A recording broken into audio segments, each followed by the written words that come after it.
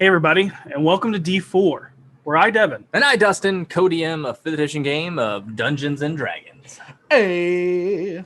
Yes. We were recently on Hyper RPGs in Search of America's Twitch stream, where we went over the basics of how to build terrain that we use on D4. But if you don't have the time to build your own, make sure to head over to D4 Extra Life, as we are less than $250 away from reaching our map giveaway stretch goal. It's for an amazing cause, and we have a plethora of giveaways to help thank you for your donations. So go over and check it all out at d4extralife.com. And speaking of Extra Life, we have an announcement. On November 8th, we are doing a full day of games to raise money for Extra Life. Your donations will affect the games, and we have some amazing DMs and guests lined up for the day. A day of fun. So let's come together, enjoy some D&D, and bring hope to kids suffering out in the world. Stay tuned for the D4 socials for cast and game announcements next week, but I can go ahead and tell you that you're probably going to find out what Vinley's been up to. Yes. A reminder, speaking of Vinley. Yeah. Our variant rule supplement for Resurrection is available on DM's Guild, and we're only 10 sales away from getting our first medal. We hope these rules bring so much more gravitas to your games and make death actually mean something, instead of just either a ripped character sheet or a diamond cost. Yep. As you can see, we are joined by one of the owners of Meeple Madness, Dave Lapata, and Voss's best friend, Blavin. playing the sassy Blavin the Unwashable. Voss's BFF.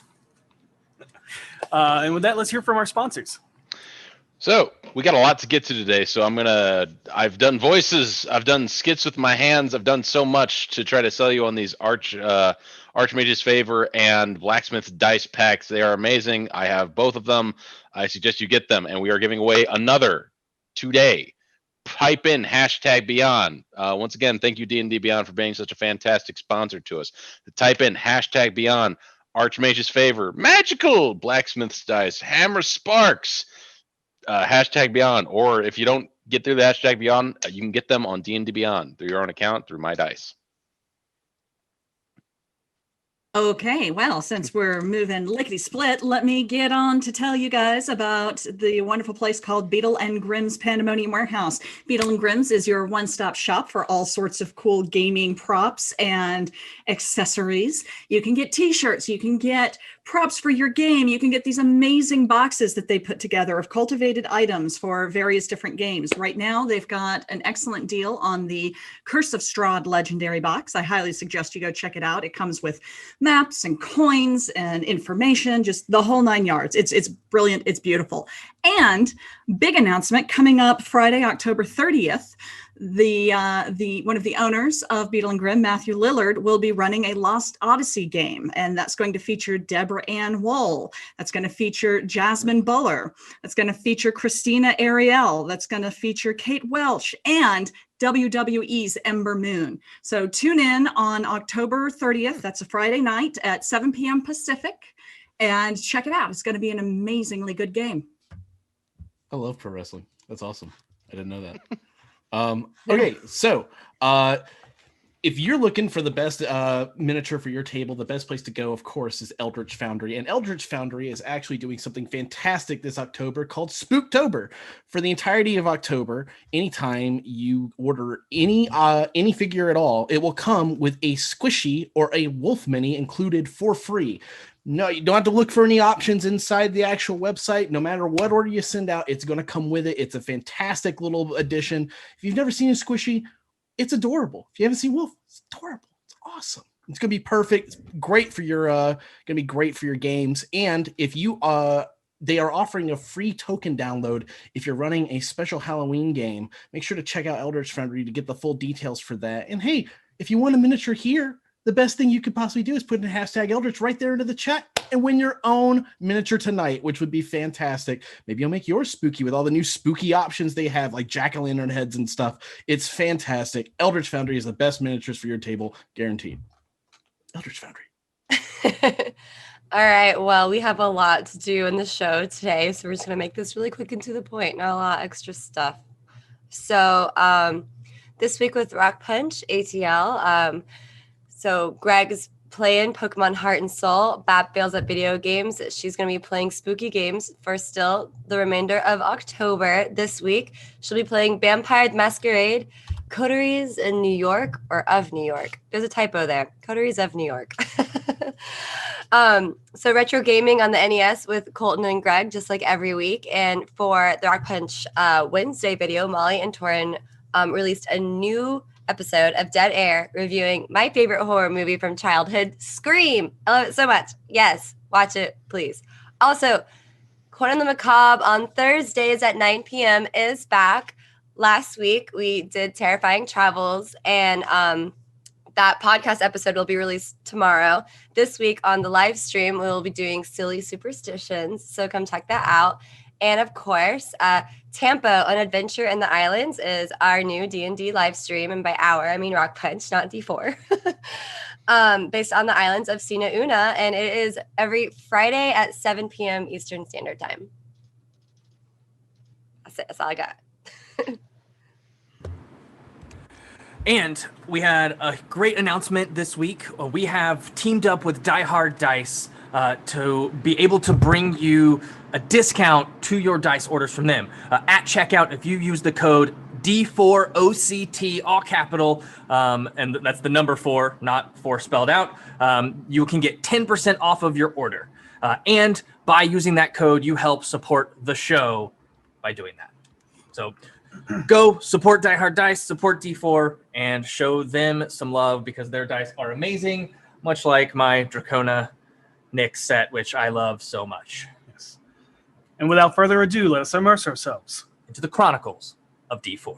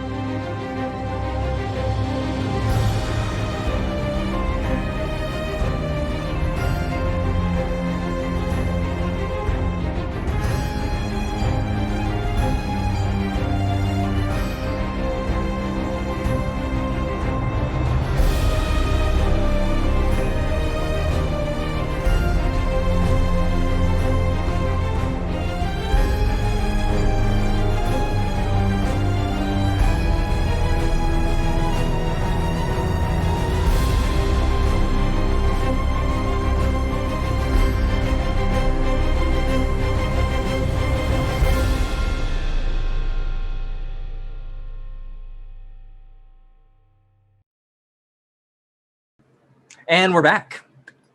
Last time on Definitive Distinction and Devastating Delirium, the BFGs returned to the tavern to find Kara a bit distraught, having found Pixel and Yosef on the roof staring at the stars the night before.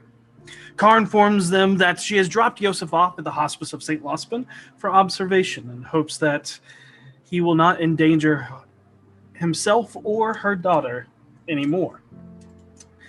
Declan and Star play a game of dragon's chess while Pixel seems distant in the background. Seisha takes her on a ride with Bernie to help lift her spirits and learns she is upset that Yosef is gone and that they were just looking at the beautiful night sky and there was nothing to worry about. Declan beats Sky in the game of wizards, as Seisha called it, as he jumps for joy, accidentally knocking the game and Sky's wine over. As everything lands and spills, Skies jumps up in a panic, startled, and immediately heads over to the Silks. Sky is a very superstitious man, and when asked, he tells them that he saw a bad omen where the pieces fell and the wine spilled across it. A city consumed by blood or darkness. A red sky, maybe? Something to do with a mother and a father something with pawns or puppets, something with death and water deep. But the signs are never clear. But Sky did say the last time he saw an omen like this was the 10-day before his brother's death.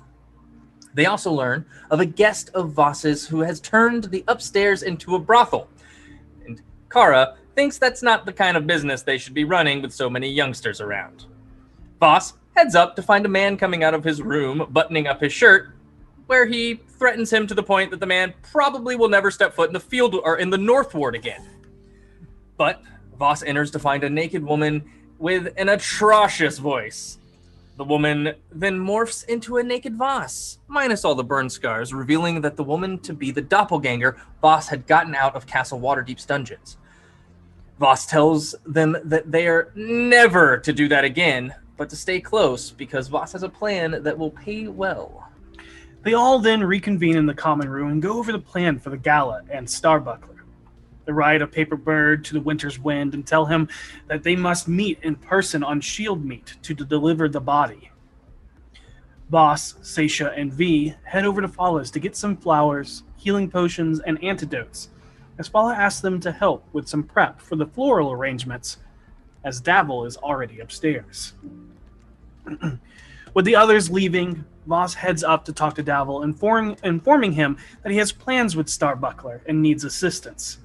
Gariel will be there, but Voss needs a date, and not to worry, Davil knows the perfect match. He also learns that the creature Althalid described was most likely an imp, and that Voss should not meddle with the affairs of devils. Ever. And this is the most concerned and serious he's ever seen Davil before. The next day, they all head to meet with Karnan at his art gallery. There, they learn something has rattled their employer, and tells Karnan about that they have ties with the Red Wing, planting the seed of doubt even further into Karnan against the Rose. They spend the rest of the day heading to the field ward to continue to train and teach the residents.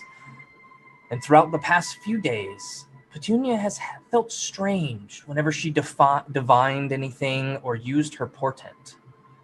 And on the way back from the field ward, Petunia spots several bodies on the ground that she sees to be her family. She then watches as they stand, their mouths agape and stretched, as thousands of kippers begin to pour out. As she screams, no one else sees this. But as they all run to try and find what is attacking them, hurting Petunia, they see a massive quadrupedal creature with a massive maw of sharp teeth and a long teeth-covered tongue that pulls itself from the shadows of a cornered building, seeming to bend reality itself doing so. As they square off against the Far Realm creature, two of the silent horned flying creatures, known to the BFGs as tickle monsters, come in and drop off a strange satyr that they saw from a beer and a tentacle-armed octopus-like creature that Seisha, Voss, and Vinley encountered on the boat ride into Waterdeep. Seisha quickly decapitates the sea-spawn creature and ignites her wings as she takes flight after the winged ones perched on the roofs around them. The quadruped creature continues to blink out of existence, appearing next to party members one by one that separate from the group. Petunia continues to fight the visions she is seeing as her mind is racked with pain and fear, and even into the depths of the void. But she is able to overcome it with the help of Harold's inspiring words. Working together, they are able to put an end to these creatures, as they dissolve into a black and silvery metallic liquid before dissipating entirely. Seisha, frustrated as none of them will engage her as she chases them around the field of battle to no avail. They did get help from a masked ally, as the Black Viper appeared on a ledge firing helping shots from a hand crossbow to aid them, her eyes almost never leaving Voss. Headed home, Seisha tells Voss her worry over her corrupted Solar, and Petunia and Harold find comfort in each other's arms for the night, otter puns and all. So cute. You all awaken after a hard night's sleep, haunted by the unknown horrors of what you witnessed the night before. Pure exhaustion from a long day and the small comfort of knowing you destroyed the creature that seemed to be hunting you was the only solace You had to fight back the oppressive questions that circled your mind. What was that creature? Why was it hunting you? Why did it seem to target Petunia? Who sent it? And what will they do in its failure? The summer sun pours in with the light sounds of tweeting songbirds outside your window, fluttering towards the Zephyr's post nearby. Boss, you wake with a pressing headache, like a hangover. The light washing over you through the window feels brighter than usual, and the sounds seem to be drowned out in a subtle white noise. At first, you think you were poisoned, maybe. Maybe someone slipped it in at night again? Maybe the Black Viper stopped by, or maybe something worse. That is, until you focus on the noise, and you hear a faint repetition of words. Dagalt, Aranax, Golor, the Sovereignty, Zaifu, blind, blind, blind, all overlaced on top of each other within an endless counting, all just on the cusp of comprehension. I, if possible, wish to come into myself and discuss with the stone, attempting to assuage its fears or try to find out exactly what's agitating it. Okay. What do you say? Yep.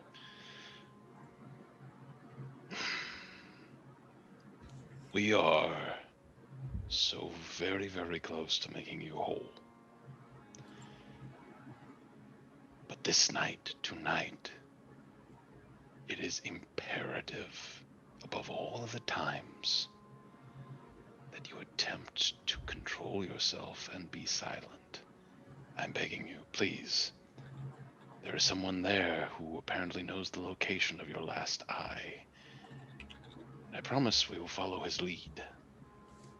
But I just need a bit more time. We are so close to finally giving you what you want, your completeness, and no longer being blind. So please, I ask that you just be patient for a little while longer. Unlike before, where the voice was calm and soothing in your mind, it's almost as if nails on a chalkboard against your brain. I will not wait once we have this lead. I must be whole. I am tired of being blinded so long. I understand. I am doing what I can. You know I am. We are so very close.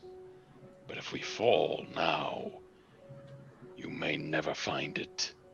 So I ask you, for your own sake, if for no other, please, patience. Make a persuasion check. Yep. Can I envision Harold? You cannot. I mean, you can all day, every day. It won't help. Maybe. 16. Okay. You get that white noise is still there, but It's not oppressive. it's not. Yeah, it's not pressing against your inner skull like a headache, like a Yeah. migraine. But where your words used to convince it to fully retract in on itself. Now there's just a slight dull reminder. Boss rubs his temples, but knowing the urgency of the matter at hand, we'll go down and meet the rest for presumably breakfast before we head off. Okay. No doubt expecting company of a poor sort later in the day. All right. Is there anything anybody wants to do before, like, with each other before we get into the day? Hey, Harold, Yeah. you know how to dance, right? He looks over at Petunia, who clearly looks, and he looks back and he's like, yeah, Can you give dance lessons today? right now? Well, I mean, you know, Oh, I don't know how to dance. It occurred to me last night when I was trying to go to bed, and I laid awake for another 2 hours thinking about it. He looks over at Petunia. Do you know how to dance?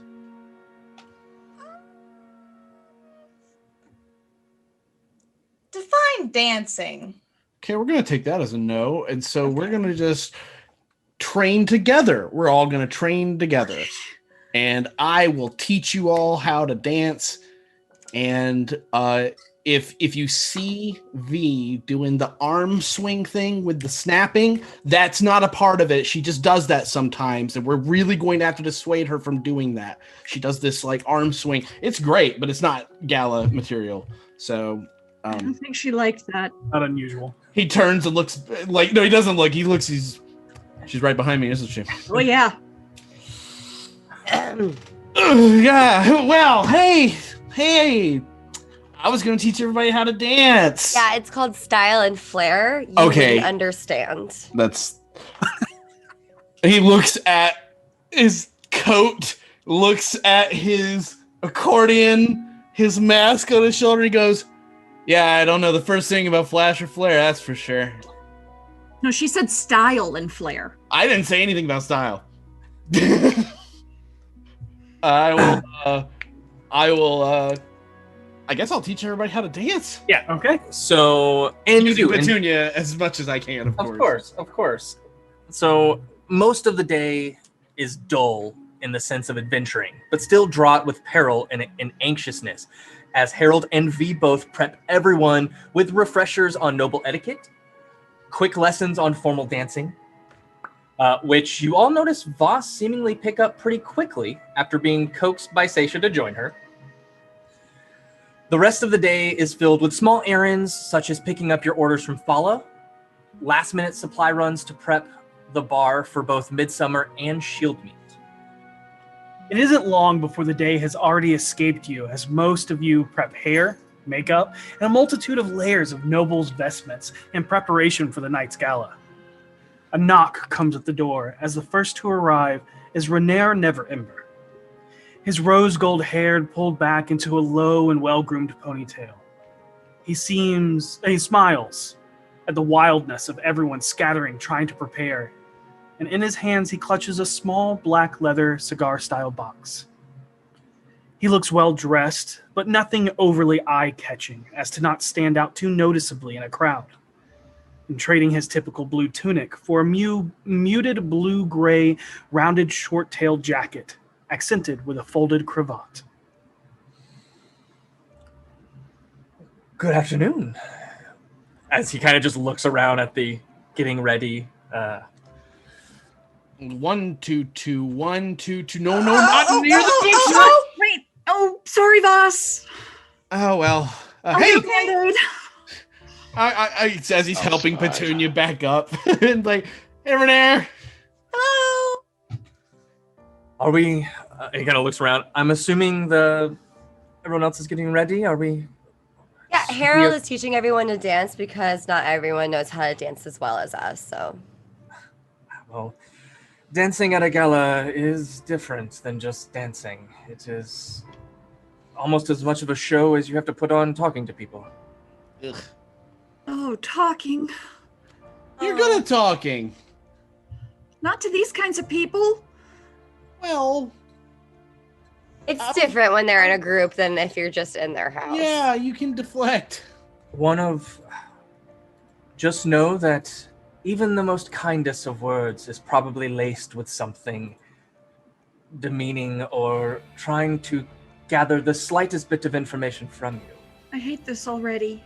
Oh, it's gonna Oh, be. well, I'm I so get excited customers about like that this. all the time. That should be. I'm so excited about this. Be This okay. sounds so awful and stressful.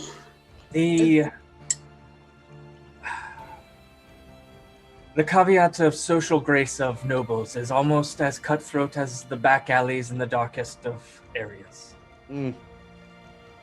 But we're gonna play it by ear, like we do everything, and we're gonna handle it, because that's how we do everything, really. Rainier, what's that? Oh, I almost forgot about this. Yeah, it's for you, V. Oh. Oh. Oh. Well. That's the only thing my father left me that I ever cared about. It was my mother's and a reminder of how we all met. And I thought it would be nice for you to wear tonight. Yeah. Okay. Will it fit me? He opens the box to reveal a sterling silver clamshell style locket necklace. You He all is like instantly- visibly relieved that it's not clothing. You all instantly recognize it as the necklace you found in the warehouse that once housed one of the eyes of Golor.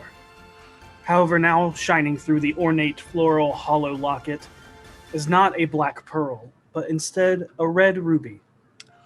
Oh, it's gorgeous. Thank you.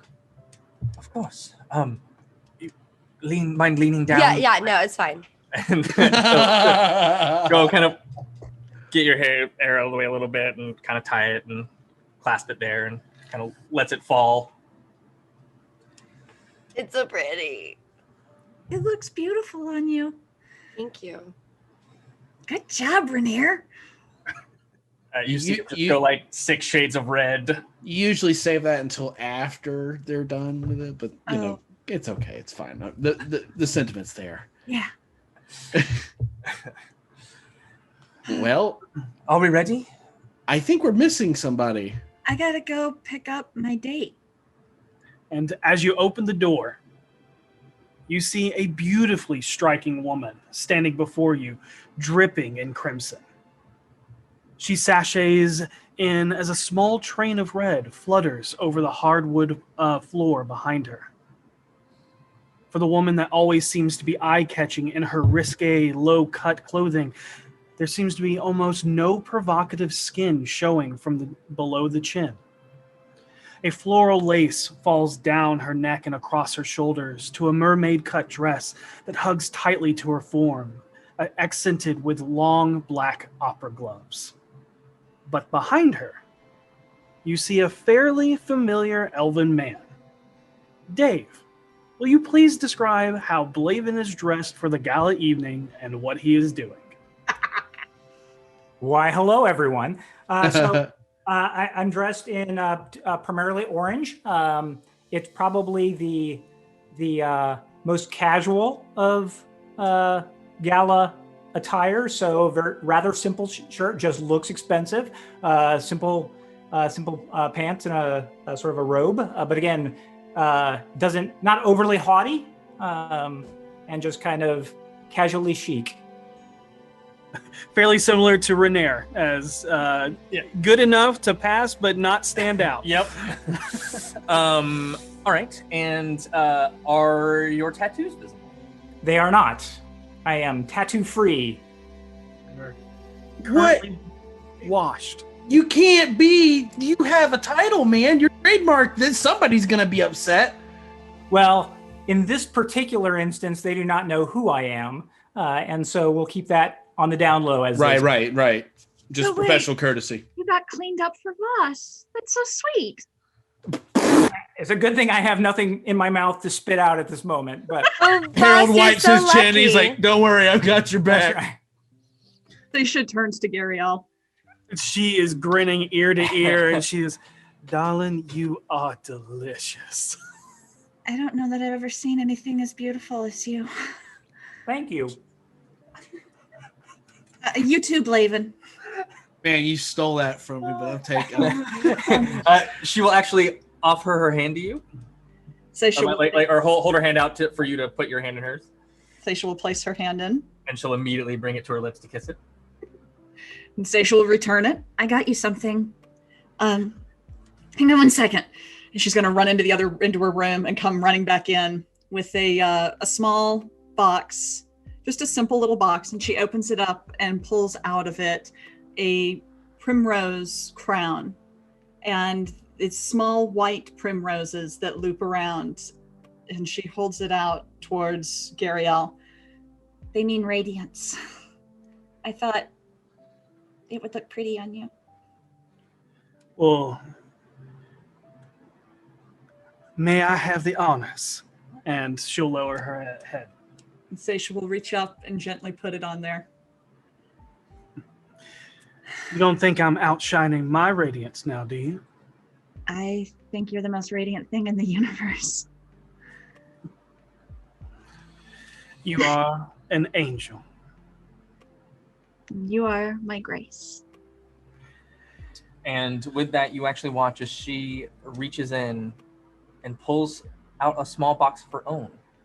As she opens it, and you see before you a necklace that is a set of wings, like a pendant that is gilded in platinum that extends out. And as it begins to fade into the chain, it actually looks like mist falling as it's all chain links that kind of go around and reaches around as she holds it out to you.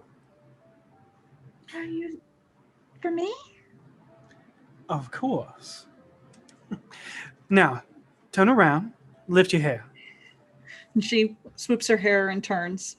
Yep. And sort of crouches a little bit. Yep. Just bends at the knees. And she clasps it around your neck and then gives you a slight kiss on the cheek. Beautiful. Let's not keep them waiting too long. We don't want them thinking we're having our own party back here. I'm sure Voss already does. He's got his own date. He's going to be preoccupied. No, it's going to be the best. Well, you all definitely look the course, and don't be nervous. I assure you that we'll get through this evening in one piece. One note, I am wearing the clothes of many fashions. Yep. And I am attempting to sneak the bracer with the dagger in. I'm not going to wear my fancy hat I sold my name for in. Because I don't need that thing to turn into something weird at the wrong moment. Petunia, Or the something right you moment. noticed is while Harold was showing you his room, you noticed that this acorn style like looking hat like just elongated out of nowhere and nearly like drug his head down to the floor with it as it became this unruly nightcap. Yeah, with a big acorn at the end to weigh it down. And Voss, I will let you know that your clothing of many fashions can look however you want, but your bracer does not disappear with it. It is still there. Yep. That's fine. I'd like to attempt to hide the bracer on my person, though. I'm just leaving some things at home. Like That's my, the only my weapon I'm book and taking my with me. dagger. Like I'm not gonna, they're gonna check my weapons anyway. And as the sun begins to fade to the gradient of vibrant colors that fill the sky, you hear another knock at the door, which is strange as everyone seems to be accounted for. Were we expecting someone else? Harold's going to go and just kind of like lean to the door and be like, "Who is it?" And then he's going to pull the dagger out of his coat. It's your chauffeur, my lord. I will put it away and And a chauffeur? open the door slowly. Oh, please let it be Davil. As you answer it, you see an extremely well-dressed, formal tailcoat stage coachman. He looks to be a middle-aged man with a gruff, strong face and a Grecian nose. He looks at you with squinted eyes and a keen smile of familiarity. It isn't until he talks again that you recognize him as a clean-shaven Maloon war dragon. Good evening, my lords and ladies. I will be your personal chauffeur for the evening as directed by the Open Lord herself. Make sure to grab all of your effects as well, just in case it's a bumpy ride. Wait, who are you? Our chauffeur. Oh, as he like looks him over and is like, "Okay, got it." We have 2 carriages, but mine will be for extra cargo on hand just outside the event. And with his last words, you see him tap the dagger at his hip. Okay, so we That makes me know feel now so that much we're better. supposed to stash some stuff if we need it. Okay. I put all of my armor and my shield and my sword. Yeah, I will stash my stuff. I'll I guess I'll stash put the mine. Yeah. leather armor, 2 rapiers, whip, dagger. I am still keeping the bracer on my person, though. Okay. Fish and stew. Do I get the feeling they'll take my focus from me? I assume. You are unsure. Unsure. Yeah. Could try and make it. You look might like a get hairpiece. more information about that the closer you Yeah, get. but Fair enough. Petunia would not be aware Yeah. of. Would Harold? She didn't ask me, so I wouldn't know. No. Okay, just getting rid of. I'm not taking off my periaptive wound closure. They'll have to pry that shit off me. It's not a weapon. I ain't Off his taking it cold, off. dead body. Yeah, there is no way I'm taking that off me. Das accordion. Do I think they would take that from me? It's a magic item. Yeah, they probably would. You would know that only Hired performers Right, would exactly. be allowed in with an instrument. I will throw it in the. I'll throw it in the box, along with the rod of the Pact Keeper, because I don't want anybody to detect magic on that. Okay. Yeah, and so as you get outside, the two carriages look to be some of the best money can buy, yet not extravagantly decorated or embellished with gold leafing, silver inlays of or mother of pearl accents like some of the nobles' personal carriages. Just simple craftsmanship with high-end woods. Before you enter, a small craftsman mark catches your eye. You thought it was an imperfection or some scratch from a weapon's blow, but instead you see the carving of a bent nail. Ah. Aw, neat. And you also see the extra care has been made to dress the horses with new polished brittles and braids in their mane formed into short bulb knobs. I'm glad they didn't go with the pearl accenting. Everybody does that. Baronet, what say you to our dates accompanying us together? Who's Baronet? I was referring to Sir Fledevin. That's my title. I'm a Oh. baronet. Oh, Oh, See, Blavin here is actually a titled noble. I'm sorry. Did I not mention that before? that is so fascinating. You're the first noble I've met that I didn't want to punch. I have nothing to go off of, so I'm meeting you for the Well, first time. So nice hey, young. okay. you wanted to punch me? I said aside from you. I have nothing to go off of. Oh, Is this a that's surprising right. thing? Blaven. Insight. I want to do an insight check. That's right, Blaven. You have not met Petunia. 18. 18, he is a titled noble. God damn it. Oh, this night gets better and better. I'm very excited for you two to meet. Blaven, this is Petunia Potts. Petunia Potts, this is our close friend, Blaven. Pleasure to Oh, meet Blaven. you. Pleasure to meet you as well. He helps us occasionally on the job, but he's also a friend of ours. Isn't that right, Voss? I used Alright. to work for Voss for a very short period of time. He and Voss Oh. are like peas and carrots. If peas and Well, that's carrots hated lovely. each other. Well, the peas hate the carrots, but the carrots love antagonists. Let's go. All right, and so as you go, Blaven, Gariel, Voss, and Seisha, you're going to enter into Maloon's carriage. And Before you enter, Balloon asks you to wait, so he has time to dust off the cushions. However, as he enters, he presses on a hidden pressure plate that causes a false bottom to open. there, you should go. Be nice and tidy for you and your things. Make sure your cohorts know this is the only space for extra cargo. Of course. You see Gariel slide open a well-hidden slit in her dress, revealing a thigh garter of daggers strapped to her leg. That I same doubt. garter. I doubt any god is going to venture up this far without my expressed consent or invitation. And so Better. there is a compartment in this carriage that you can keep your weapons, your armor, your magical. Doodads. For those with armor, specifically the one that has the doff armor, you can remove it as an action. It still takes the full time to put it on. Okay. Yikes. Just Yep. so you know. Still 10 minutes to put it on? It is 10 minutes, 5 minutes with help. Okay. But that is Ouch. Okay. 50 rounds. As someone Yeah. who I wanna has put that in combat terms. as someone who has worn real plate before, yes. Yes. Yeah. No. Yeah. I believe it. I've seen people get into real plate. I believe it. For Voss, it'd be a little shorter, but still probably about 2 minutes to get fully studded up. My AC is probably going to stick at 15 for the duration. Yep, but V, you can put the Bahir blade in there. Okay. Your javelins. All right. Harold, Awesome. the accordion can go in there. The dagger. The dagger goes in. Yeah. Yep. Boss, are you I think I coming can in as a summon the- guest or my manservant? It's my book, my spell book. Also, I was invited. I don't need to be your manservant. that's such a wasted opportunity. If your The name could offer be still stands. manservant.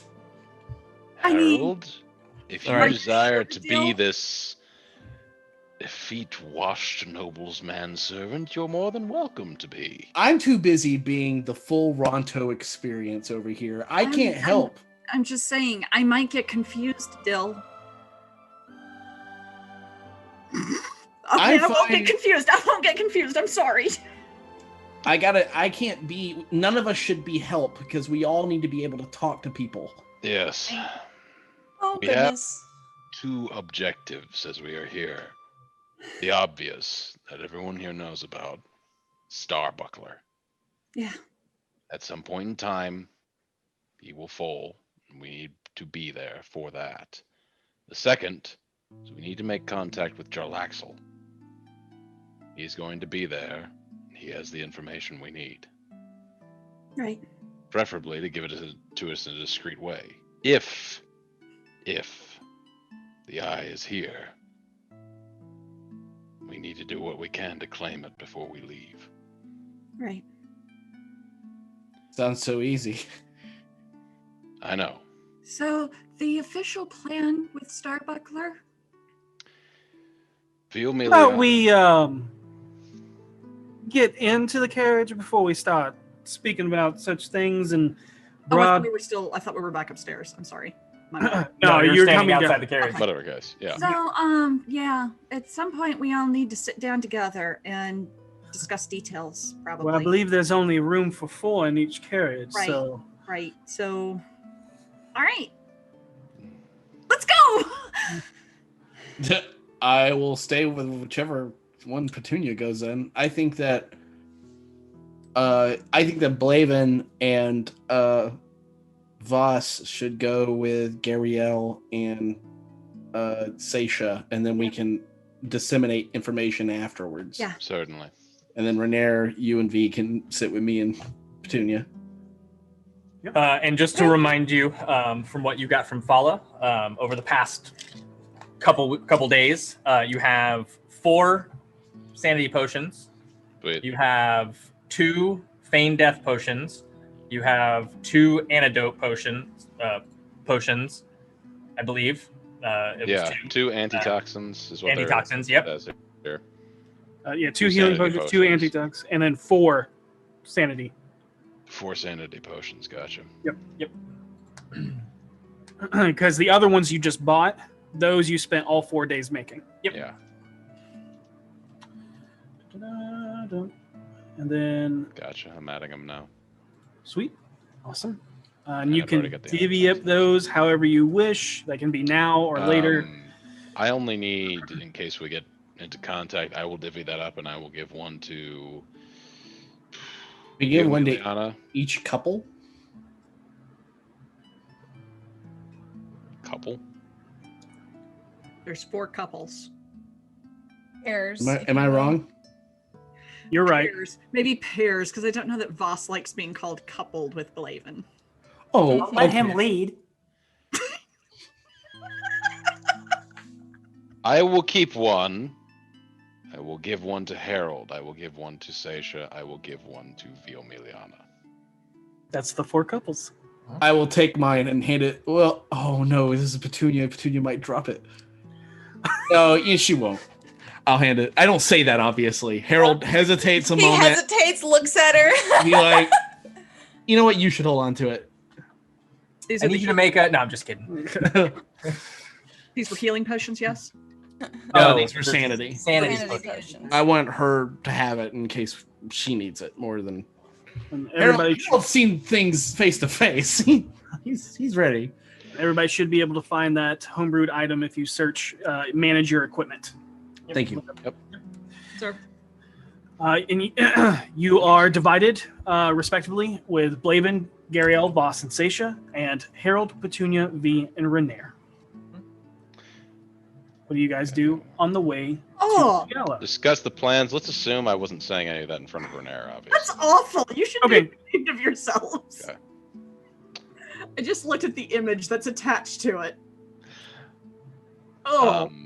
So while we were in the carriage, as we're divided into four, Voss says, considering Viomiliana needs to be the one to catch her, I'd say we divide the team evenly.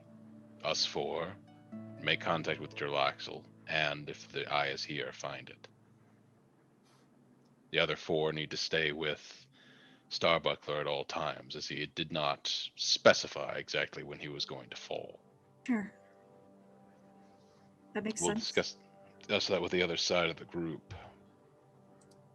Do you still want me to try to divine if the stone is there when we arrive? Not until we make contact with Gerlaxel, it may not be necessary. He may Okay. say the stone is not here at all. Right. If it is, as soon as we know it's at this location, then yes. All right. So what exactly are we doing with Starbuckler? Are we taking his body after he dies, or what are we The doing? way he stated the plan was that he wanted Viomiliana to carry him out. Immediately afterwards, we are to take him off campus and presumably to somewhere safe. Be back at the bar, perhaps, or somewhere out. Right. As for Starbuckler did say that he was only trusted Viomiliana with the body, so we should have a clear path. His bodyguards shouldn't stop us on that. Right. Many of the noble houses may be too aghast, hopefully, but if not, assuming we're as a group, we'll need to clear a path or cause distraction. Okay. We're going to have to play a lot of this by ear. We don't know exactly what we're walking into. Yeah. It's not at So- all familiar. Laurel did say, yes, fair enough. Laurel did say she would find a way to help. I don't know exactly what way that's going to come. And I pull out the two Feign Death potions. I said, I'll need to give one of these to Viomiliana to give to Starbuckler. Okay. What's The the, other other one one. for? The other one is going to be for potentially our decoy, but we'll save that as soon as Oh. we have Starbuckler in our grasp. Right. Ooh, color me intrigued. For later. That's fair, as long as I get to know. I do love a juicy rumor. I'll tell you all about it. What house are you a part of exactly? Moi? Yeah. Oui, monsieur. Oh my god. Let me pull it up here. So,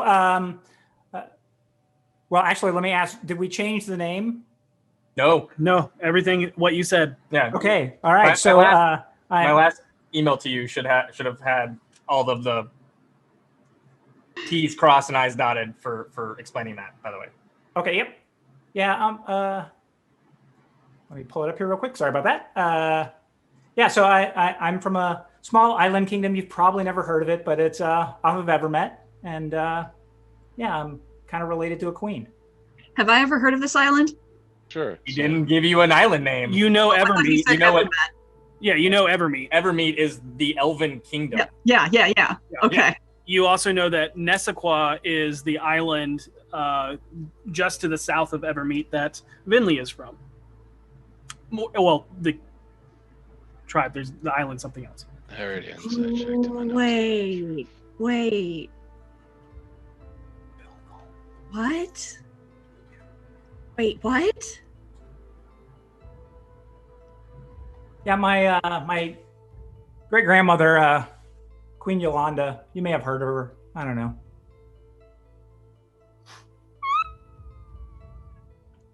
I mean, you can make a history check on that name. Yeah. Oh yeah, I want. I'll go ahead and do this with you, because Come on down. I'm hoping Dirty it's like 20. a hobo queen or something like that. Thank you, D&D Beyond. 6. If she was a hobo queen, we could be related. That's. Oh God. 6. Yeah. Even with a dirty 20, you haven't. But I mean, But That's there's not- enough there to be impressed. Yeah, he is not referring to the Queen of Evermeet. Yeah. He did say it is an island off of Evermeet. Yeah. so I mean, yeah. What was the Small name queen. of the island? What's that? What was the name of the island? One day you'll know all my secrets. Can it be today? Nope. Oh. There is some fun in letting it slowly burn out over a series of time. You don't want to spill everything all at once. Then you just have an empty glass. That's fair. But I do like to chug. I don't Good to drink, know. actually. So, Voss, you have a fancy date. Yay. I am a captain. Is this I have the best date. is this carriage about the same size as the last one when Voss and I were in and our knees kept touching each other accidentally as we were bouncing around? Must you? I'm just asking. I'm trying to get a visual picture here. It's actually a fairly large carriage, and so you're actually able to sit. So I'd have to stretch out. Yep. God. I attempt to avoid whatever shenanigans he's trying to pull. Stacia just leans over to Gariel and whispers, "Is this not the most entertaining date?" Oh, I'm sorry, I'm distracted.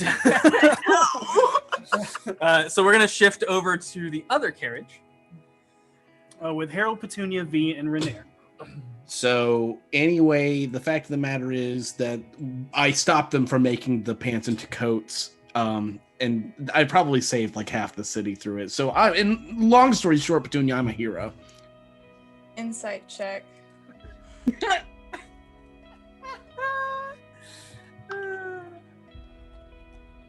That's not great, but it's an 8. I might actually believe you. So is this from when you were in the bag?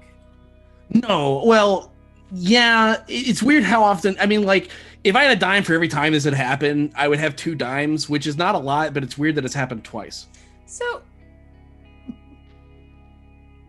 was this before or after you've met everyone? Way before. Mm. Yeah. It's convenient like that, huh?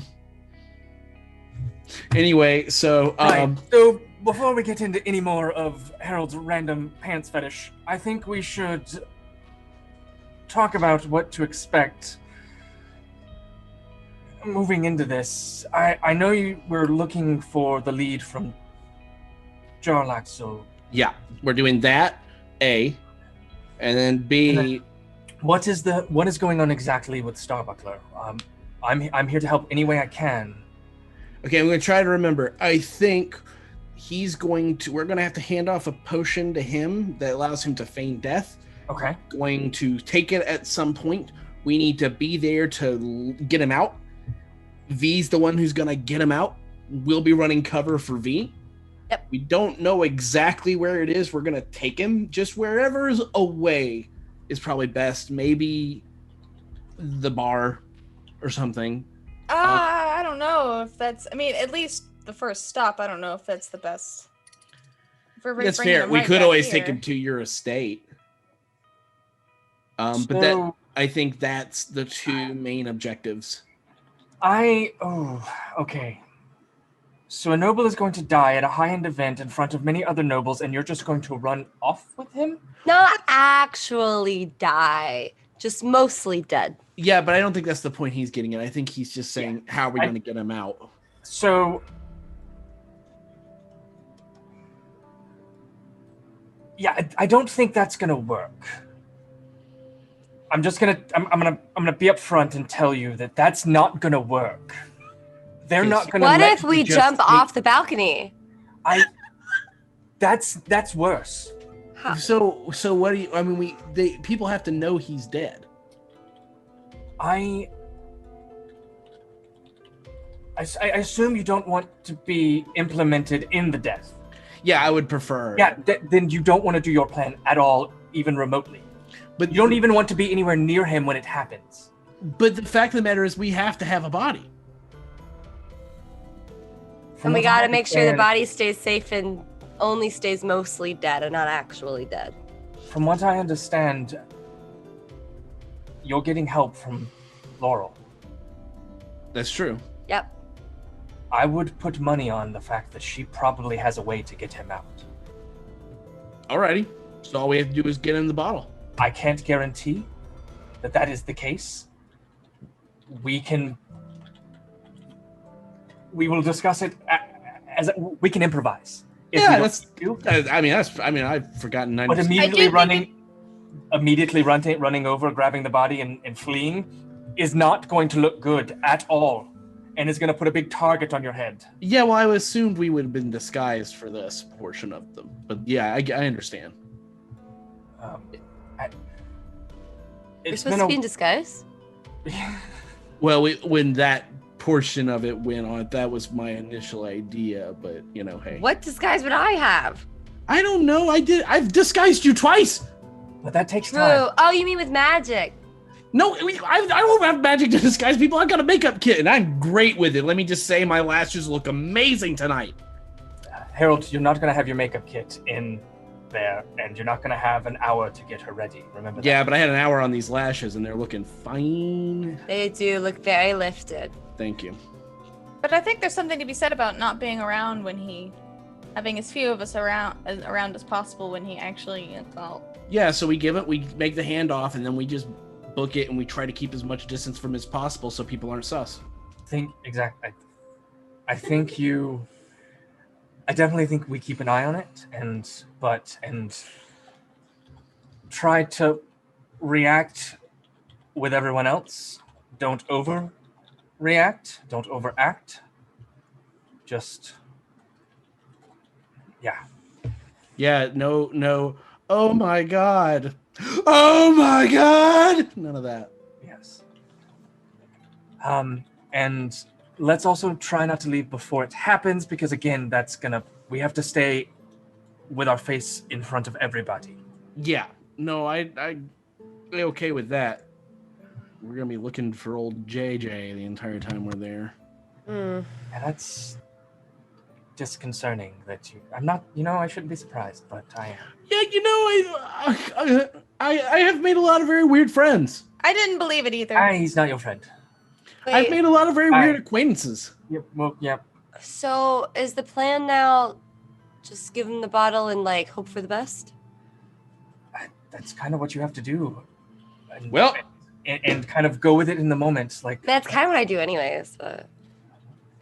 It's been me and V's entire thing since we've been friends, so. Yeah, just show up, hope for the best. Yep. And it's why I fell for you. Oh. I like how Harold and V both the same. I went, oh. Harold looks over at Petunia. He's like, how you feeling? You feeling jazzed up? You ready? Really hope I don't have to dance. We're going to have to dance. That's going to have to happen. You're absolutely going to dance. There's going to be dancing. How is that going to work, though? We worked on it all day. Worst comes to worst, you're small, so he could maybe slightly pick you up off of the ground and move you around. Make it look like you're doing the steps, eh? That's I don't think I'm going to do thing. that. We practiced all day. I have complete faith in you. And if I need to give you some bolstering words in the middle of it all, I'm happy to do so. Right. I only stepped on your feet. We don't need to count. If we keep count, times? Yeah, it was 13, but it's fine. We don't need to worry about that. And we put together the bookshelf twice. Both times came back together just fine. There's gonna be fragile nobles there, not bookshelves.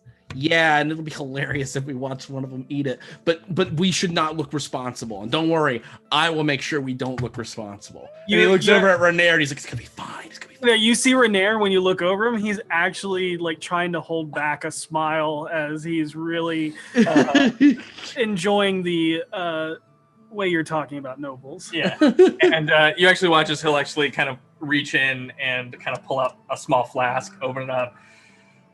I fucking hate these things. As he just takes a swig and offers it to each of you. And Harold's like, oh yeah. Cool. Trust me, it makes it a lot more tolerable. Yeah. And he hands it to Petunia. Trust me. Besides, you're sturdier Need than to I be am. any wobblier than I already am. He will hand it over to V. She takes a swig, hands it Let's over do to Rainier. it. Yeah, it's strong. Definitely a burn on the way down, but I want to play a new song, but since I don't have my accordion with me, I'm just going to do it with my mouth while we're on our way there, okay? It's called Sand Thunder. As they continue. Oh my god. Okay. So meanwhile, in the other one, while they're like making stellar plans, the other it's V and Harold in this one. Oh no, there's Just no planning going raving. on in We're this just series. raving, man. At this point, there's no planning going on. There's just Voss and Blaven antagonizing each other. Yeah. That's Strong sexual tension. giggling. All right.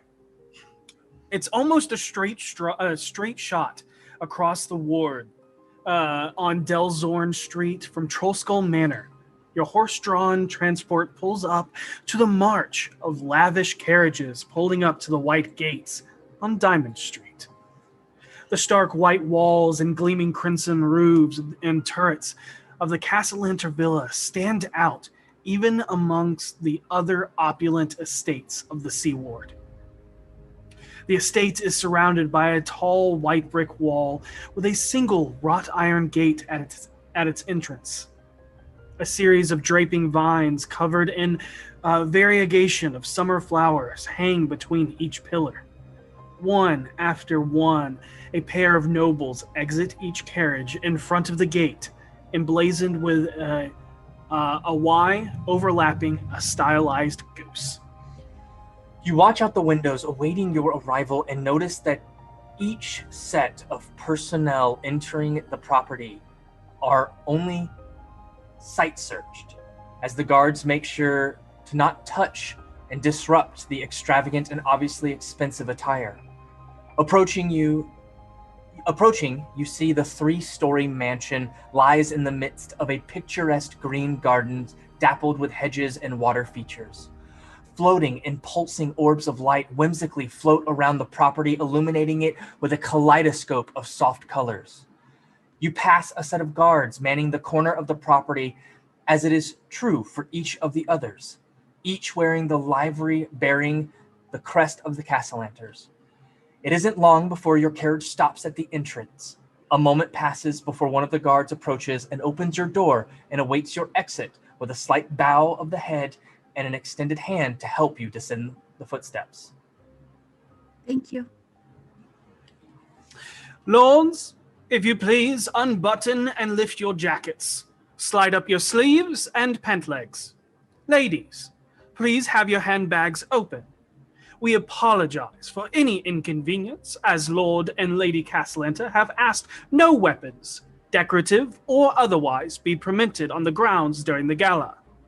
Please have your invitations ready upon entry, and we do hope you understand and implore you to enjoy the evening to your fullest content. Okay. I will do exactly that. So I approach one of them. I kind of hold my hands up. I'm like, do you want to frisk me? It is not necessary, sir. Thank you. You look fine. Okay.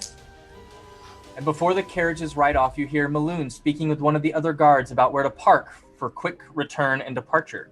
You overhear there is parking on the shared noble event parking storage warehouse in the alley on the backside behind the villa to the west. For our and- inevitable chase scene. Yep, and for anybody trying to hide their weaponry, please make me a sleight of hand check. Or a stealth check, as this was done beforehand. Now, we saw them as we were pulling up that they weren't checking things, right? Correct, but you did see people raising their sleeves. Yeah, Right. they're But, not being nobody's patted down. Nobody's casting anything Oh, specific. could I Oh, have yeah. snuck a dagger? Like, If you so wish to roll a stealth check, yes. I just wanted to I just want to bring my rod because it looks like a walking cane. 28 to get the bracer in. 15. What was that? 15? 15, 1-5? Yes. Okay. And then Harold, I would say... As you look over, you see no noble has a cane with them. Okay, then in that case, I won't bring it. Yeah, absolutely. No worries at all. As it could be an improvised weapon. Yep. Yeah, that's fair. And more so because it is well known throughout nobility that a lot of the nobles carry sword canes. That's... Actually, I'm not going to take one because I know where Gabrielle's are. So I'm good. I'm not going to take it after all. Frisky. I guess if she's allowed to just, if they don't stop her with her book, she'll probably try and keep her spell book in. But I don't know. Do they look like they're going to? Do they look like they're going to what now? Take her book. If it is a part of your accoutrement and things, they will open that up and look at it and tell you to leave that behind. As if you don't mind removing your spell book, please. Oh, absolutely. Again, we apologize for the inconvenience. We understand that the city has undergone some troubling times recently, but we assure you our patrols are here to keep everyone safe. I understand. And then I'll look for somewhere to, I guess, check it. Here you go. I'll take it. Thank you.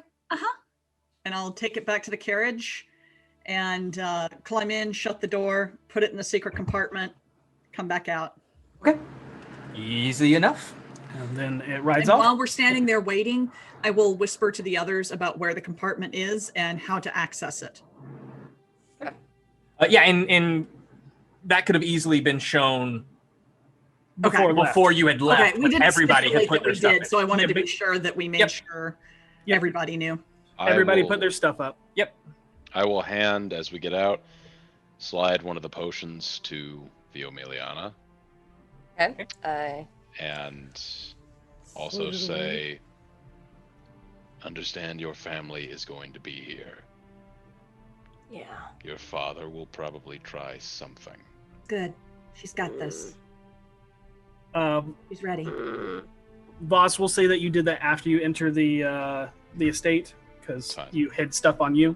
Sure. But after you are searched, you walk in pairs up to the gate entrance where you see Willifort, the older gentleman butler with short, slicked back down black hair beyond his receding hairline, with a faded silver streak that cuts across the top of his ears.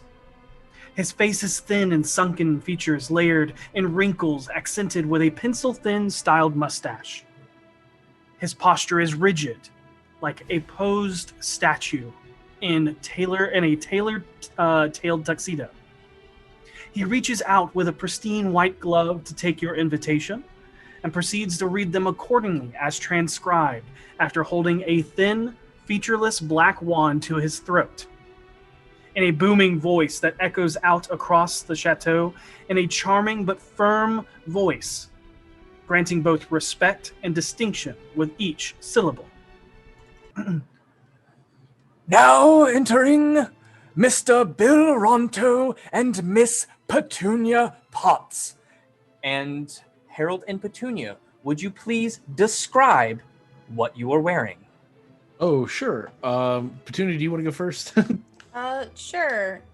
She is wearing, it's a very modest, simple gown. It's green, but with yellow trim on it. It's full sleeves, but the sleeves are sort of loose. She's got a high neckline. But the jewelry she's wearing are very small purple gems. And then she's also got little purple flowers in her hair. In order a little stark, but it's cute. In order to not draw more attention to myself than necessary and to match her, instead of wearing my usual purples, I am wearing a hunter green suit with a black undershirt underneath and black gloves. It's a very dark green and it matches hers. And it's just very, unlike his normal stuff, it's very, very simple. Now entering Lord Renair Neverember and Lady Viomeliana Gathala. And V, you would describe what you're wearing. Okay. So, I love you. This is gonna be just. I have to come up with all the right words for this because I have a picture. Yeah. Okay. So, imagine the dress color is kind of almost like a silvery grayish almost. Mhm. And so that's going to be like the top layer, and it's a high-low like skirt thing going on. So like it's higher in the front, lower in the back, but there's a petticoat underneath that's like a little longer, that's high-low, that is white, that has like eyelet lacing and stuff that just really adds to it, and it is lower than the high-low over portion part. The sleeves stop mid. What's this part of the arm called? Bicep. Bicep. Mid bicep, but they got kind of a little poof going, right? Okay, so it's actually a deep V, but over it is white eyelet lacing that goes over the sleeves, and it actually makes like a mock turtleneck that covers over the skin part of the deep V and stops, like goes down to a point right to where the like past the hip waist stops at the hips, and then of course the necklace over that, which adds a nice color to it. And yeah. Okay. All right. Sounds great. Now entering Captain Gariel Greywind and Miss Law Seeker Seisha Valisvard. And Seisha, if you would describe what you're wearing. Absolutely. Seisha is wearing a chiffon gown that is somewhere between champagne and ivory in color.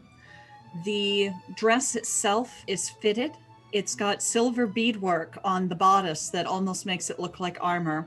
And over the dress, she wears a simple cape that is also made of a single layer of chiffon that has the same silver beadwork down the trim of it. And it's a full-length gown. Okay. You can see it in our Discord. And then you see Blaven insisting, like, no, search me. And so the guards give in and actually start to run their hands quickly over him, just to make sure that he is not bringing anything in, which is what is causing him to be the last to enter. But he's in here. Now entering Mr. Dil Ronto and Sir Baronet Blavorothin Arcathecu Flidlivin. And then Brick House starts playing by the Commodores, 1977.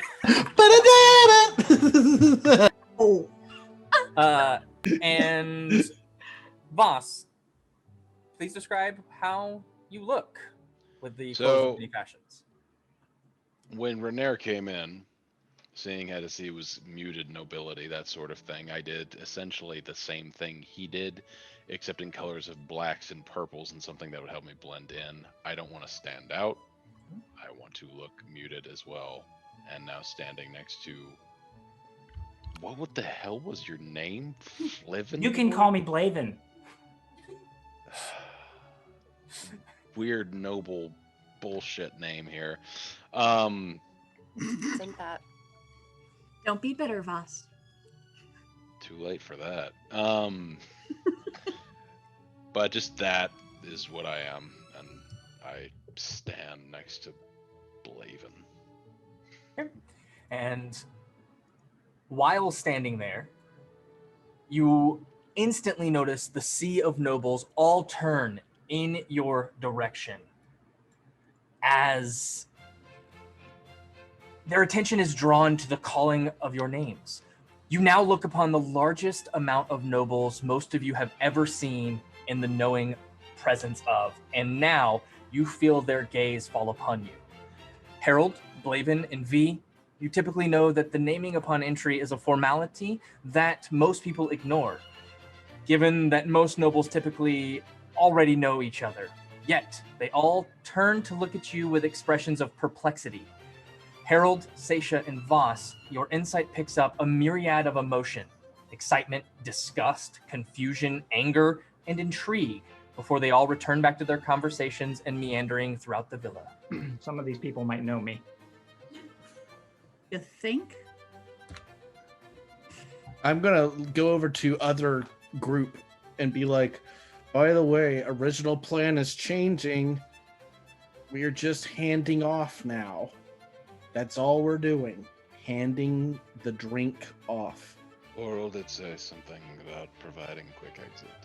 So we're just gonna trust that that's gonna get handled, and we're So- gonna keep doing our thing. What we decided, you four, keep an eye on Starbuckler. Whenever shit goes down, be prepared for whatever comes next.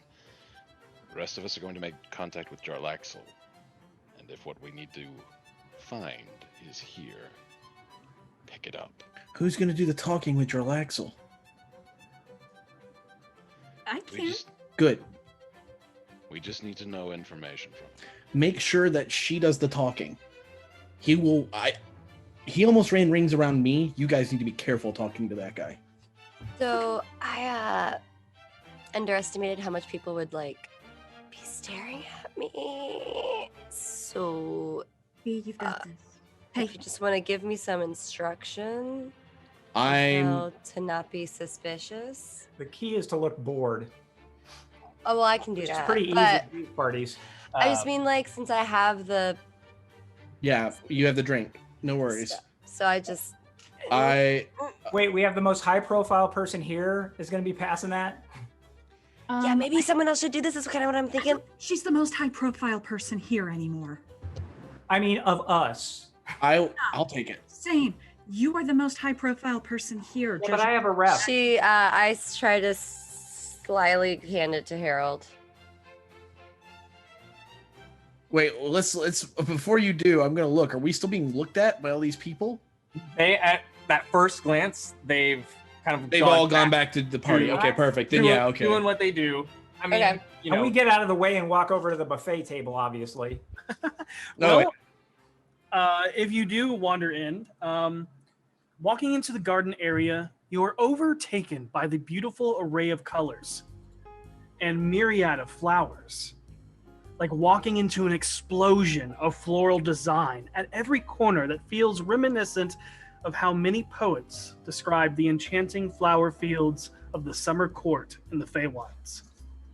The intense, sweet aroma of honeysuckle is an ambrosia that clings to the air that causes a quaint, melodic feeling akin to a feather floating on a summer breeze. beyond the murmurs of noble conversations, you hear the light, playful, ariose fluttering of notes that whisk you away into a childlike happiness as you further your way down the cobblestone pathway that leads into the main area of the estate. Suddenly, wheezing past everyone's face is a seductive chase of two glittering winged creatures that glow a faint iridescent that lingers through the air in their wake. Do we roll to know what those are? Of course you Absolutely. can. You can roll to see them better, as they were literally just a glittering light. What is That- that? Do that. Perception? Yes. Go ahead and do that. Perception or investigation, please tell us which one you are rolling. Wait, who's rolling it? Mine was perception. It was only a 12, though. Okay, so Seisha. Okay. And Do you want me to roll or? anybody can roll. Anybody can roll. There's There's no Oh, rule of anybody two. can roll. All right. Yep. Well, Oh, well, that works. Let me know which one you're rolling. Investigation, dirty 20. I got perception natural 1, so my boredom, I did not notice them. Anybody else rolling yeah, I got a 19 on perception or investigation? perception. Okay.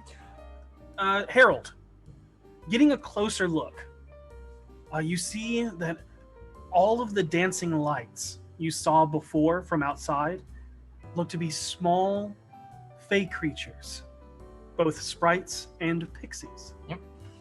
I will relay this to the group.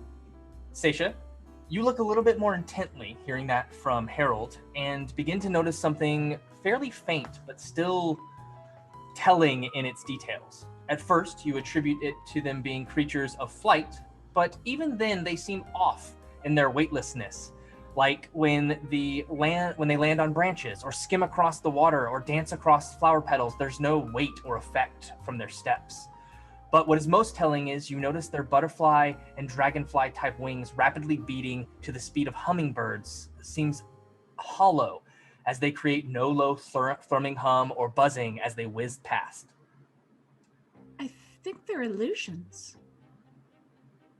They're not actually disturbing anything. Divine sense? Um, Cool. Let's make this interesting. Divine sense. Faye. yes, there's a Fae. There's Faye. One Fae, or these are all little Fae? None of the pixies Okay, and yeah. sprites are Fae. But there is Fae presence. They're not real, but there is a Fae here. Hey, Be aware. Huh. Interesting. That is interesting. It's 60 feet. No, I think it's more than that. I think it's 60. Is it? I don't remember. Let me check. Divine Scent? Or no, that's Divine Smite. That's a very different ability. Yeah, it is 60. That'll Yeah. get this party Okay. started. That is not Okay. behind total cover. Okay, That's yeah, just the Fae is is what you sense. Okay. Huh. Interesting. Wandering deeper into the crowd, caught in the rapture of everything, you feel yourself drawn in by the entrancing strings of a 6-foot tall, solid circle electrum harp with silver strings. It is being both plucked and brushed with rosin powdered fingertips to bring both the sharp melodic percussion of a harp, accompanied by the soothing pulled notes of a cello and viol. What you first thought was an illusion or a trick, along with the other sprites and pixies. In the cascading water, you see a group of nobles enthralled by the playful fluid dancing of a water nymph in the fountain. And Seisha, that is where your ping came from. That's Water trails off of their their hands like ribbons swirling through the air. she's real. I prefer the harp before it went electrum. Yeah, definitely has less of a full sound. I mean, this is great. This is unbelievable. But I mean, we're being honest with ourselves. but I mean, who uses Electrum anyway? I guess they got to use it somewhere. That's fair. Story. It's a useless currency. I do hear Oh, that dear. it's used in Barovia. You know, I've read that. That place sounds really weird. I really hope it's not real, and yet I have reason to believe it is. Some spooky place lost in the midst of the forest in some demi-plane. Yeah, that sounds fake. It's not. I'm pretty sure it's not. I met someone who's gone there, Hey, After Baronet. all that I've Blavor- experienced, I assume everything's real at this point. right? Hey, Baronet Blavorathan Architect Flitivan. Why did you go with Blaven out of all that? Is Baronet a It's easier to title or is that pronounce. your first name? Ooh, Blaver Flavor. That's what Harold. you could have done. Yes. You would know that Baronet is a title. Flavor It is. thin, flavor thin, It is below Baron, but it is I- above Knight. Got it.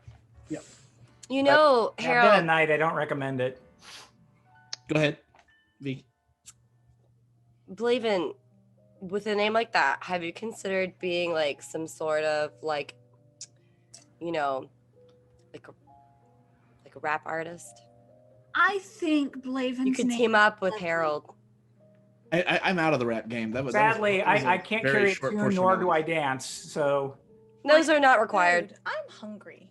I Blaven, look for think your name is Starbuckler. wonderful. Yeah, I'm also. Wait, now did V hand me the potion or no? Yeah. So wait, Voss, I thought we were looking for the other guy. We are, but I'd Yeah, like let's to go know for a where walk. I'd like to know where he is first, so we can. Do, get do that. I know what the other guy looks like? Because you're a part of this, He's not going to look like himself. He might look Starbuckler? like Commodore Zord. I doubt that. Nibble suit and all. No, I would. Well, not in that outfit. No, he I was definitely looking is not for going to. Starbuckler first, just so we can start pointing everybody in the right direction. Well, I Thank you, can. Richard Large. I'll go find him. You I've guys got. Starbuckler I've got is the easy to drink. find. Yeah. We'll look for our other friend. Okay. Meandering through the party amongst the nobles, You see a couple of servants in full black tie attire escorting hors d'oeuvres around on silver platters. The first to pass by is a black solid substance of 3 different hardnesses. The first silky and creamy, the second spongy and smooth, and the last rigid and flaky, all served with on a multigrain cracker with options of additional thinly sliced prosciutto and olives. Oh, prosciutto. And you know, Actually, because I have it's grabbed one and I'm eating it. that's Catoblepus death cheese. Is that good? Oh, it's a real delicacy and very hard to come by on account that the creature who creates the milk for this treat can kill you just by looking at you. Oh. They say blind monks who locate the creatures through other heightened senses are the ones that farm the substance. I'm Stacia will try some. Better taste really good. There are 3 different types. There's a brie type. There is like a Gouda type, and then there's like a hard Parmigiano. Brie type. Okay. Brie type. Brie is the best cheese. Fight me. And it is unique. The second that passes by grabs your attention from the small fig-sized fruits that are lit ablaze with a vibrant blue flame, served swimming in some type of glaze in a small red clay bowl with a matching spoon. Blaven, you recognize this from your childhood as a dangerous fire fruit plucked from the plains of fire. I'm about to send you something. I turn my nose up at it. Yeah. You okay, Blaven? Yeah, just had a lot of it growing up. Oh, You might like it. okay. Stacia will try that. Okay. Do I blow it out before I eat it? I would suspect you do. Geralt, pardon me, sir. What exactly is this that my angel is trying? Yes, that is the fire fruit. It is under all normal circumstances completely deadly to anybody who is not some form of impervious to fire. However, we mix ours with a potion of fire resistance so that you can enjoy it and bask in its delicacy. That's genius. Harold will blow one out and hand it. Like he's been basically getting food for Petunia and just like Because slipping everything's down to her. fired up, and here she goes. Oh. Yeah, and he's just slipping them down to her. Like, what do you want to try? You want the brie? Here's the brie. You want? It's the rather fire lowbrow fangs? Here to you go. blow it out, by the way. You either eat it as it is because of the fire resistance, or you put it out with a silver bell. Don't be provincial. I am provincial. Not here, you're Not not, here, because you're I not. elbow you in the arm. Hmm. I mean, Who are you? ew. Splendid. Uh, Oh, That rot. okay. I'm gonna go look for guide. Oh, yeah. You. Yep, of This course. is making your way through. Yeah. Oh everything. no. It's Yeah. just like, all right, okay. I'm just gonna keep going. To describe the fire fruit, it would be warm, obviously, when you first eat it. Yeah. But it has a strong umami flavor, as it has the sweet, it has the heat, it has the sour and the bitter, all harmoniously merged together. And the reason why, I believe it is correct, that you want to either blow it out and eat it real quick, or eat it whole, as the fruit will spoil quickly after it is blown out. Yep. Got it. Looking for both characters, you begin to explore the property more, and you make your way up into a small stairwell that leads up to the glass enclosed balcony that mimics the beauty of Fala's garden. The terrace walkway you enter into is breathtaking, painted with a myriad of colors from the flowers, trees, and vines, but more so, the dance of vibrant butterflies that flutter through the room. It is almost as if the room is literally painted in pastels. And Gariel grabs your arm and goes, "My Radiance, my angel, I have a fun plan if you can handle parting from me for a few moments throughout the evening." I will do my best to bear the disappointment. A game we can play amongst these aristocrats. Okay. Well, one of wit, of charm, and of information. That is, if you're up for the challenge. All right. This sounds fun. Good. The game is afoot. To she who can amass the most rumors goes the spoils. Okay. This would be good. Hey, So- Robs, can we play a game where you leave me alone all night?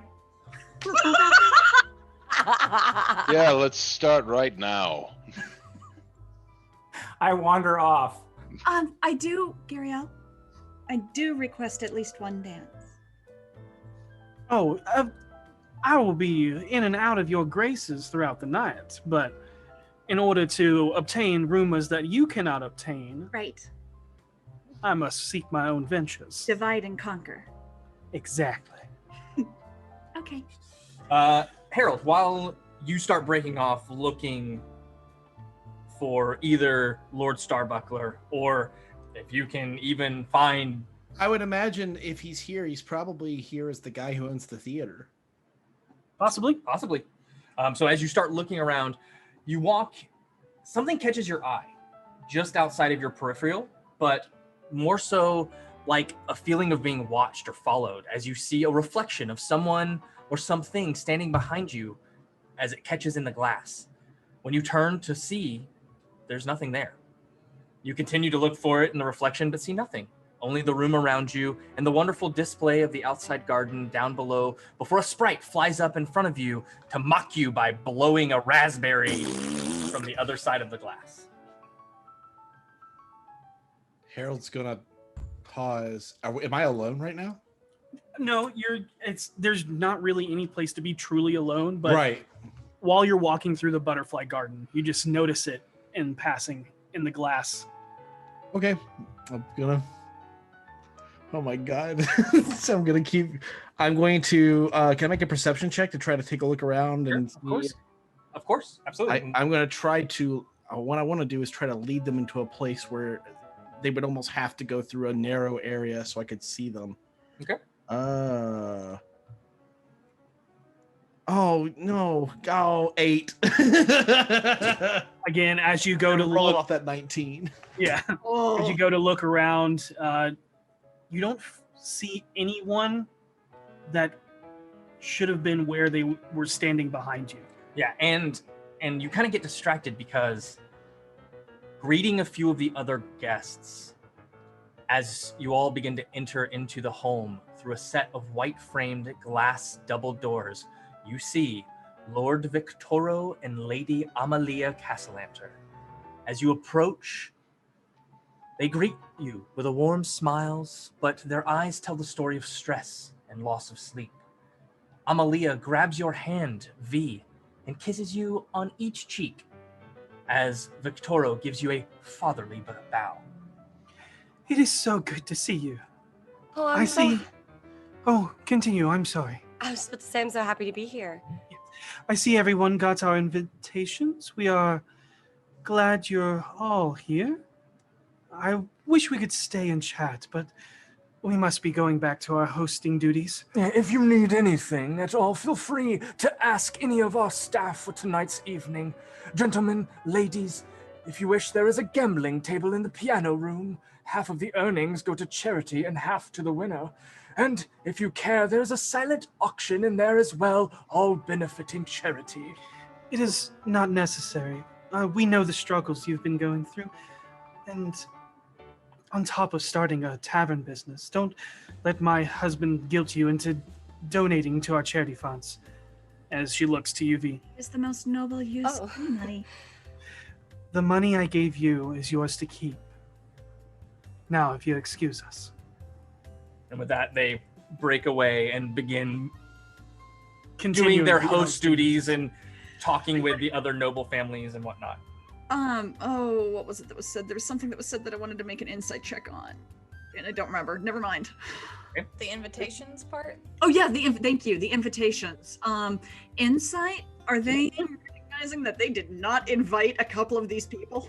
Go ahead and make an insight check.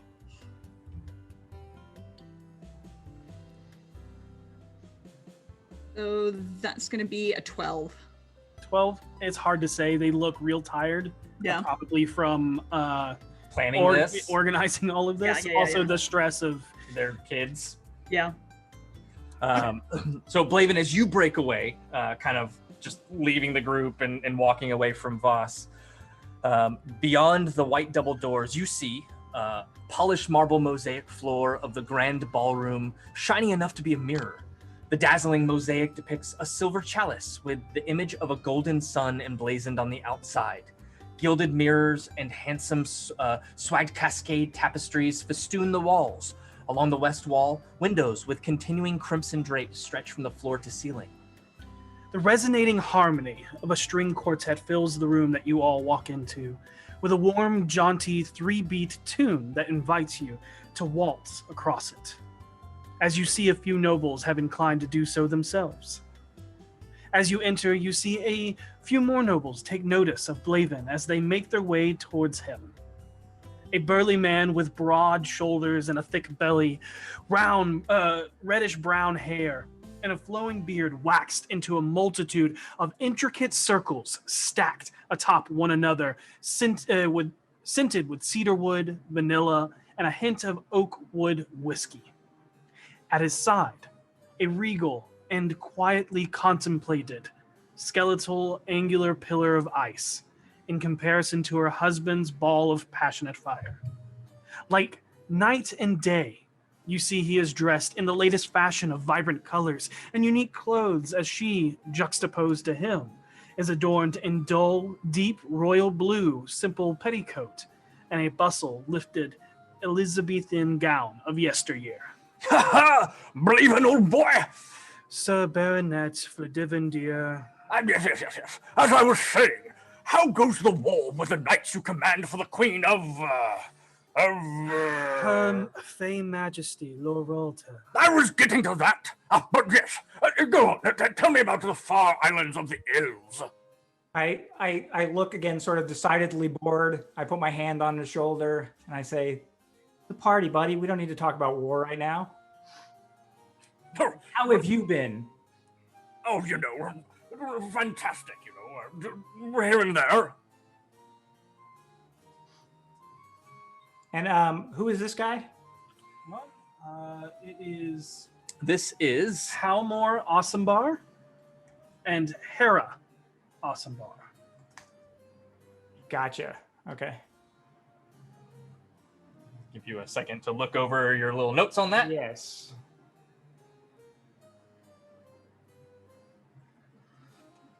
So it's Halamar. Yep. Halamor and Hera. So Oh, good, you know, the carriages are coming along well. Lots of my work out here tonight. As he kind of slaps you on the shoulder.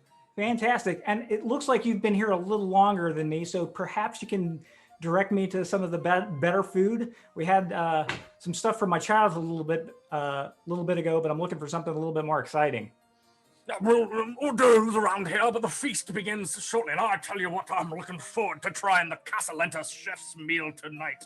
I hear it's one that's gonna be for the Frey court themselves. Ha ha ha! Midsummer joke there. As he kind of again slaps you on the shoulder, probably a little harder than knocks you over a Fair bit. enough. Who's around me right now from our party? The rest of the party, as they begin to walk up, seeing you being engaged with this. Whoever wants to be, I'd say. Yeah, I'd say true. not necessarily everybody, but whoever Well, wants is to be around. Voss You all in kind of. the eye shot? Are you keeping an eye on Blaven? Is Voss near me? Hold on, you're muted, boss. For the sake of this, like, yeah, he's away from you because you asked him and he hates you. But he's within eye shot, definitely. Fair enough. So knowing that he wants to talk about the war, I look over, I make eye contact with Voss. I'm like, if you want to hear some awesome adventures, Voss, come, meet a friend of mine. I don't come to you. And I look around confused. Eyeing you, hoping you get the message that's not my name. Oh, right. Sorry. I'm sorry. Ronto. Do you need a floral arrangement container? No, sorry. It's just a nickname. Ross walks over. Yes, Lord Flidvin. See, we all have trouble with names tonight. This is my good friend Halamar and his lady Hera. They're interested in war stories, but quite frankly, my adventures pale in comparison to yours. So please regale us with stories from your past. And I pat Halamar on the shoulder and sort of walk off in the other direction. Oh, yes, I love a good war story. What was the name again? I'm sorry. Dill. Bill. Oh. Dill. Dill, honey. With the dill. I heard what he said, woman. War stories. Yes. Do I see him floundering over here? Probably. I'm going to sweep up very quickly and go, Halmore, boy, it's lovely to see you again. And he kind of looks. He clearly has no idea who I am. But he goes, Yes, of course. Good to see you again. Yes, you were the one who told me about that delicious buffet we were at, the last gala we were at. It was fantastic. It's just like you said, true nobles have burning vitality and must keep themselves full of food. And I have been eating nonstop since then. I'm telling you, it's done wonders for me. How have you been, old boy? I'm sorry, sir. Forgive me and my ignorance, but your name escapes me. Please tell me again. Oh, well, this is actually my brother. You know, my name is Bill Ronto. Dastardly parents, I'm afraid. That's where your confusion was, dear. This is Bill Ronto, and that is Dill Ronto. I know that, of course. Who the buffet was good, of course. I know exactly who they are. I've known them the entire time. And I will turn to Lady Hera and be like, and as always, you look marvelous, Lady Hera. The most stunning individual here, as always. It's lovely to see you again. The man complimented you, woman. She bows knowingly. Thank you for your kind compliments. They are not necessary. How's the carpentry and carriage trade? It is very good, especially with the insistence of the Open Lord saying that we need double-decker transportation now. Well, I know that it wouldn't be in any better hands than yours. My brother and I have an engagement we must get to, but it has been lovely seeing you both again, and I will see you at the feast. And hopefully we'll hear some of your war stories. Oh, yeah. Hey, look over. Yes. and then as Lord Egler, a moment, please. And he kind of sees another noble walk by as he kind of moves over to getting distracted. And I will look over at Voss and just kind of pop him in the chest lightly with the back of my hand, and be like, war stories? Believe it. That's Voss impression. Hey, no angry glaring at the gala. We're having a good time. Think we are buying the art 100% of the time we're here. Think of it like that. Only you're one of the art buyers.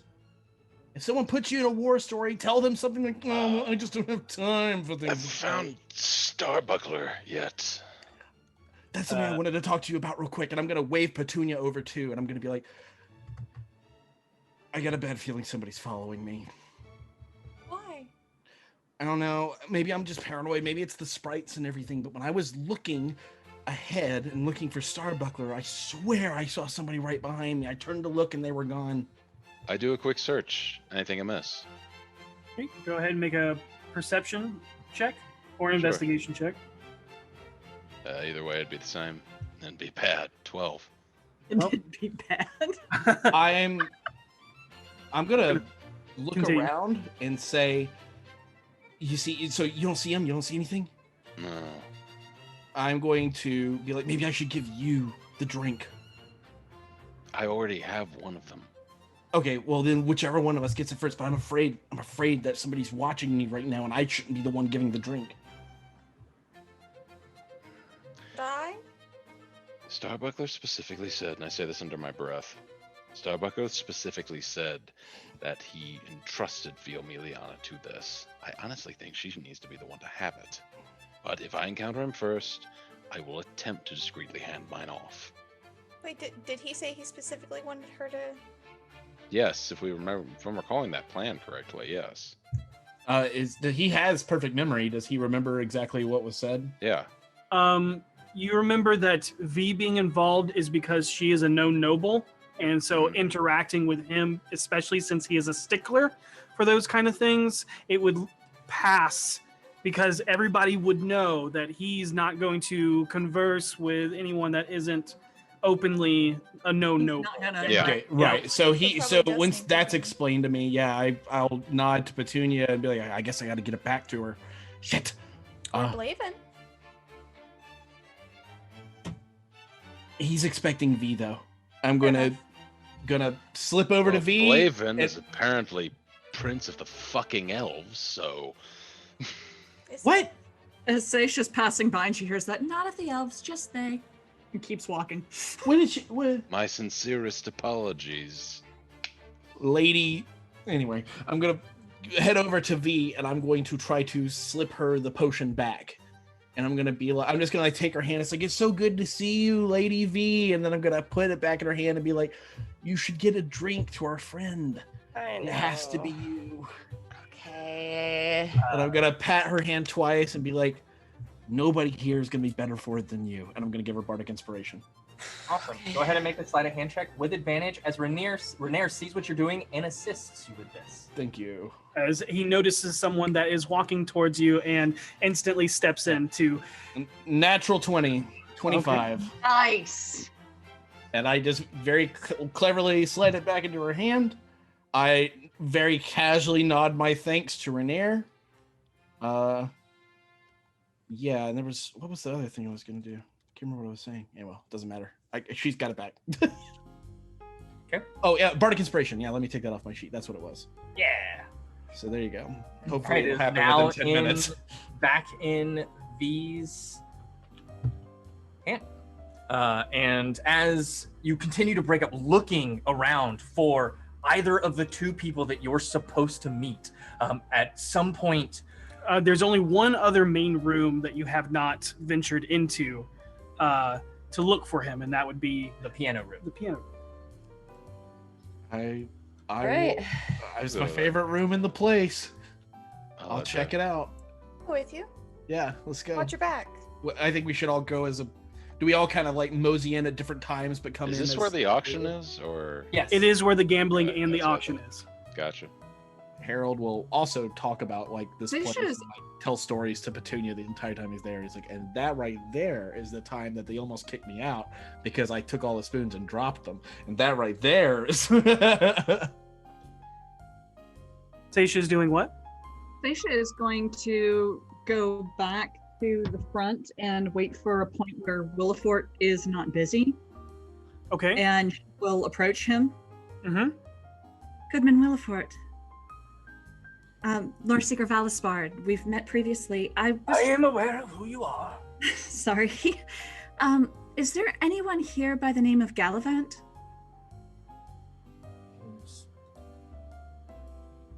There is not. All right. I thought someone might be attending tonight, but apparently they're not. Thank you. Of course. And she will go back in. Okay. And I'm going to head to the gambling room. And as I walk around, I'm looking at everybody carrying trays, looking for anyone that has exceptional dexterity as they're moving through the crowds. I'm going off hints that were in the letter. He mentioned delicious, and Gallivant was spelled with a capital G. So it looked like it might be a name. Okay. So I'm going off those, looking for Jarlaxle. Okay. Noted. All right. Yep. The rest of you, I'll get back to you in a second, Station. Yep. Okay. As the rest of you, or the group of you who had meandered into the piano room, whoever wants to be there. At different times, this is what you see. Yeah, you don't I'm necessarily. wandering in, but I'm trying to keep Voz in front of me, Mm-hmm. just so I can keep an eye on him, but keep my distance from him. Okay. Got it. After passing through the 5-tier rotating glass chandelier lit room of the ballroom, you hear the cacophonous, unmistakable laugh of a certain type of walrus. You enter a room filled with a few long tables. An unoccupied, closed grand piano is tucked into the corner, and one center circular table filled with a few nobles that throw a few gold dragons across the velvet cushioned top. The long tables pushed against the walls are filled with rows of small, arcane protected and locked boxes with a top slit. In front of them is a formal description of the items up for auction. Among the list are custom awesome bar carriage designs, a catamaran yacht, Amphale horses, and an assortment of worldly decorative items. As you wander through or even approach the center table, you notice the game 3 Dragon Ante, as Mert scoops a small pile of winnings, splitting the pot 50-50 with the house, equaling around 100 dragons each. The rotund, blonde, curly-haired man dressed in formal dark green double looks up and nearly flips the table from seeing you. Well, Timor, bless my balls. Look who decided to trash the snob fest with his ugly mug. I'm going to interrupt him and be like, yes, it's me, Bill Ronto, and my brother Dill Ronto. So good to see you again, Mert. Larry, Mr. Ronto, and Mr. Ronto. I'm glad you're here. I need to talk to you, as he points to Voss. Dill. Dill Ronto. Yeah. Does this need to be ascended to more private bearings, or is this something we can do here? More private it is. Sorry, lords, ladies, but duty calls. There's 2 seats open for any looking to take from the rich and give to the poor. We playing standard, Emperor's Gambit, or combined? I believe it's Emperor's. I sit down. Ah, Petunia's fine. It's a good game. I've never gambled. You're the deadliest one at the table, then. Okay. Boss goes with Mert, feeling like he's learning a lot about everyone tonight. All right. Is anybody following? Yep. Do I notice him following? Are you trying to be stealthy, Blaven? You're muted. Yes. Sorry, I'm not like sneaking behind plants or anything like that, but I'm trying to blend into the correct cloud. Make a stealth check. Yeah. Let's see. I'm gonna make an active perception check. It'll be off your passive. Okay. Natural 18. Okay. So that's Total? it. Bates it. Okay, got it. Yep. All right. So you just meander and just seem unenthused, as a lot of people kind of like nod to you, and you quickly dismiss them and things like that, as you stay far enough behind but still within earshot. And Mert kind of takes you through and kind of back out into the garden to where there's a little bit more openness, where you can kind of go and have a slightly more private conversation. I start and I say, I have your money if this is about the dead. Oh, do you now? That's not what it was for, but I'll take it. I'll wait then. I mean, we are about to become business partners, you and I. Right now, it's mine. But if you want it to be yours as well. What are you talking about? I'm talking about the damn tavern, you idiot. Oh, yes, of course. But, so, if you want to talk about the other things first, and not conduct business here at this gala, you know how I said that you remind me a lot of myself in my younger days? I do remember that revolting me, yes. Well, what if I told you I wanted to bring you into the folds of a secret organization I'm a part of to help weed out the shite from the shine? I look at him. We are talking about the same kind of shite, right? Aye. I'm intrigued. I'm going to insight check him. Okay. Just because it's my nature to do so. Mhm. And I It's rolled a the natural right move 1. every time. Natural one. A Okay. natural 1. I'm Okay. rolling like shit. Good lord. Hard to read. You know this man is very hard to read. But he continues. Yep. Okay. I already know you can fight. I've looked at a lot of men in the eye over the years, and I know it when I see it. But that's not all I see. See, it's true. We must fight. It seems often enough to keep our swords and our tempers both sharp enough. Yet, know ye, all of us fight when we must or die. Moreover, ye only hear of blades drawn and death and spells hurled, and never know of the many, many times that a quiet word or a skillful deal has turned enemies aside from each other, forced a way clear where none was before, or distracted foes from eager tasks of tearing each other's throats out. That is the way we work in the shadows, subtle and quiet, behind the shouting, trust and wisdom, and outfoxing the others that we deal in. So, what do you say about joining the Harpers?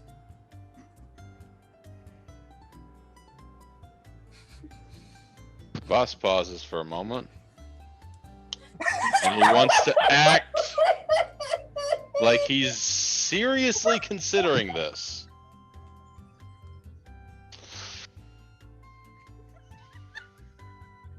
Dustin is completely broken.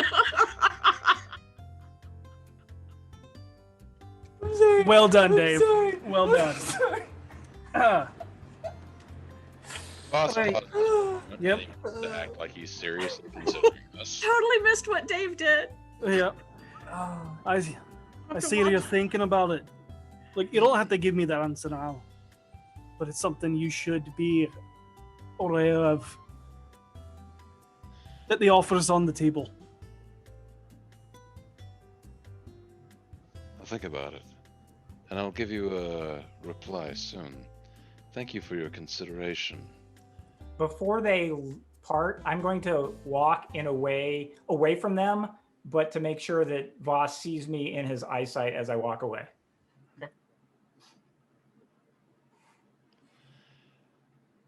Well,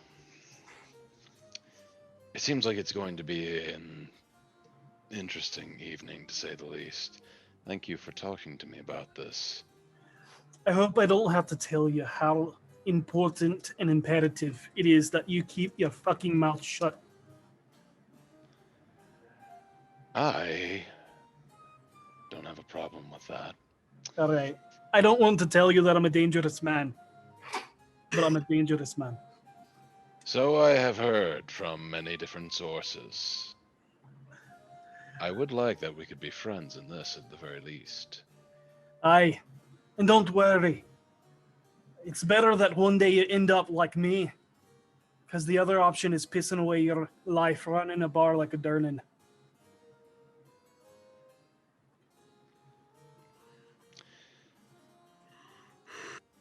If one nightmarish thing keeps me up, it's the thought of becoming like you.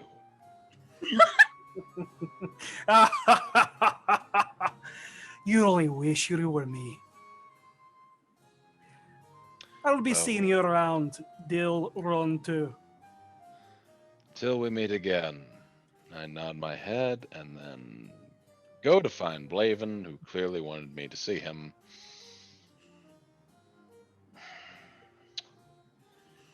So, High Prince of the whatever the fuck. So how many secret organizations are you going to be a part of, my friend? Shut up. First off. Secondly, those within the know in our organization are already aware of this. And thirdly, I'm already a part of that organization. He just doesn't know it yet. But that man has ties to organizations I want dead, and I do not want him to look stupid. Fair enough. Really?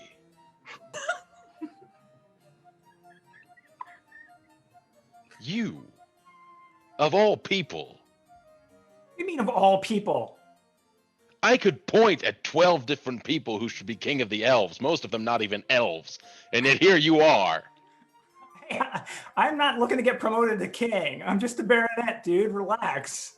I don't even know. It's an accident of birth. Much like you. We just roll with it.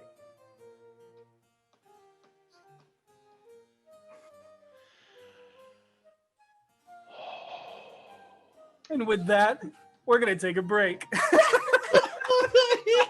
Oh my god! Oh my god. Oh, I miss having you on the show, Dave. Oh, I'm gonna fucking Oh kill my him. god. Yeah, we'll see how long Blaven lasts tonight. All right. Reminder, we are giving away a set of digital dice from D&D Beyond using hashtag Beyond, also an Eldritch Foundry miniature for hashtag Eldritch. We'll be back at about 15 to 20. All right. And we're back. Yes. Back At a gala. at a gala. With two nobles Two nobles in the party. in the party. Yeah. Yeah. Doesn't act very noble. Doble dos. Acts like a Look, different dick. cultures act differently. Yeah.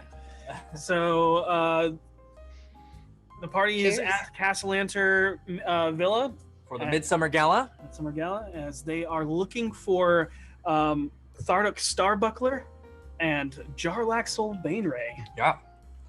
And What could go wrong? what could go wrong? Seisha, if you want to go ahead and just give me a perception check. Sure. As you are the one that is actively looking for Jarlaxle this time. It's a 19. 19. Okay. Okay. 1 second. And just So as you're wandering about, you look for any man that matches the descriptions of what you know to be Jarlaxle.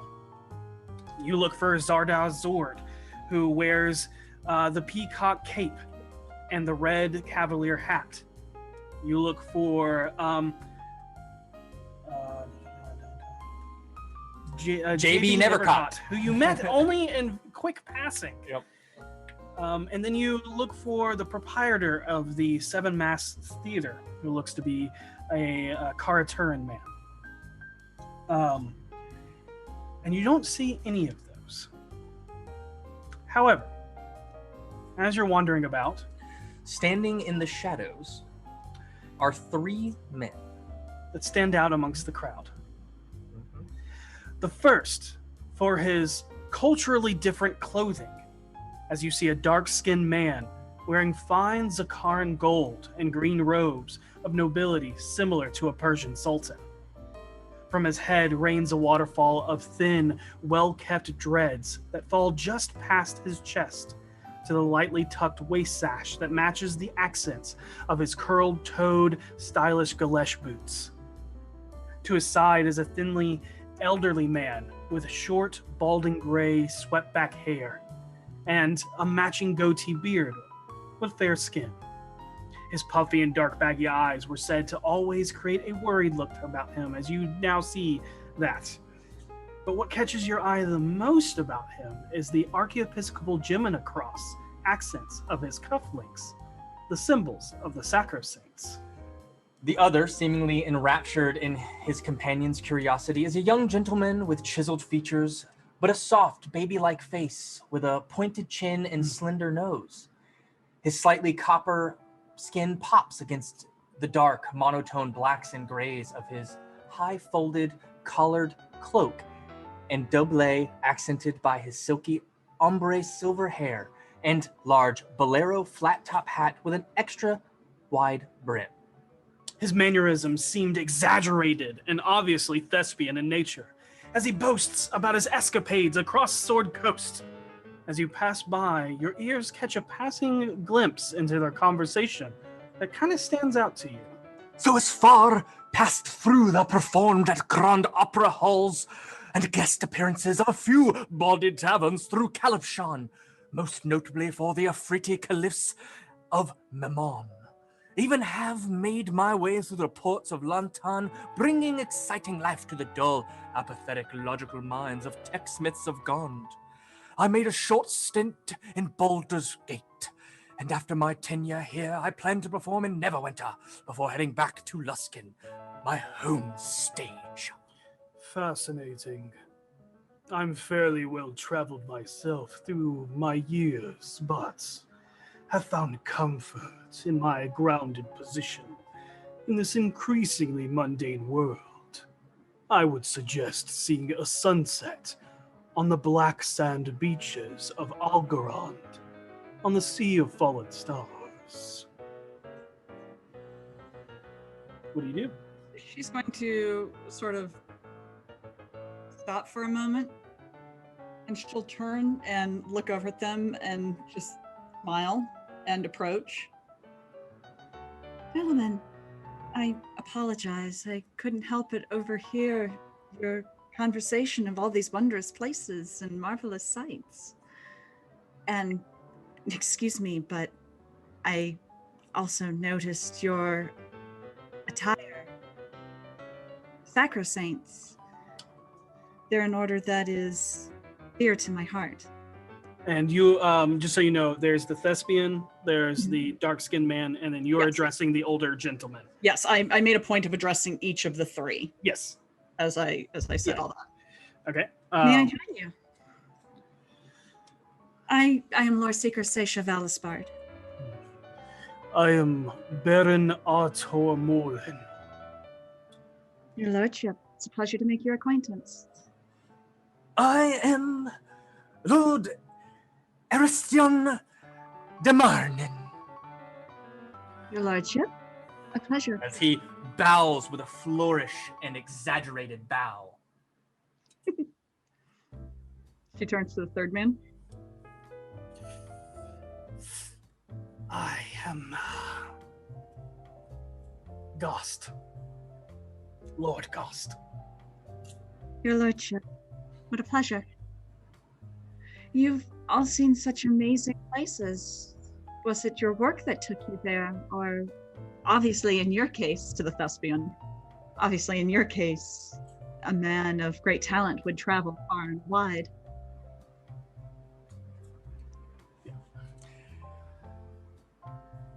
Luskin's finest. I am, but of course, Luskin's finest artist, entertainer, performer, singer, songwriter, and playwright. May I offer you a segment from one of my upcoming plays? I would be honored. Jumping up onto the fountain, the man in the large brown hat gestures to the crowd. Ladies and gentlemen, a performance for this night of nights. Lend me not your eyes nor your ears, yet for a moment lend me your hearts, for love looks not with the eyes, but with the mind, and therefore is Cupid painting blindly that can break the coldest of stone hearts. Hark, a tale that whispers sweetly on the summer's night, a dream whispered by the moon maiden that dripped from the glow of her soft lips into my mind, giving me the most beautiful and rare visions of what budding dewdrops of spring and summer's court, young babs who sweetly nestle into her nurturing bosom, yet fade from each passing light stolen by the day. What cruel tests the gods do put upon our hearts, and what fools we mortals must be to let shadow into our hearts, whose hand plucks violently from our garden. They say parting is such a sweet sorrow, yet they do not speak of love. What doctors are broken yet still beating hearts while trapped within the emptiness of our castle of glass and lanterns may very well be the hollow sound that sunders us all. With that, the garden goes silent as he takes his bow beneath the now enraptured nymph, echoing everyone else's awe of his performance. A light pattering of applause fills the area of the young thespian and kisses the hand of the enraptured fae. Thank you. If you wish to see more of my performances, please make sure to come see me as the lead in Saphira's Booty at the Seven Masks Theater, as the premiere was a matinee this afternoon. V leans over to Renair. Did he say Saphira's Booty? That's what he said. That's definitely what he said. It's about someone's butt? Yeah, probably a pirate story would be my guess. A pirate's butt? You know what? We should go see that. Yes, we should.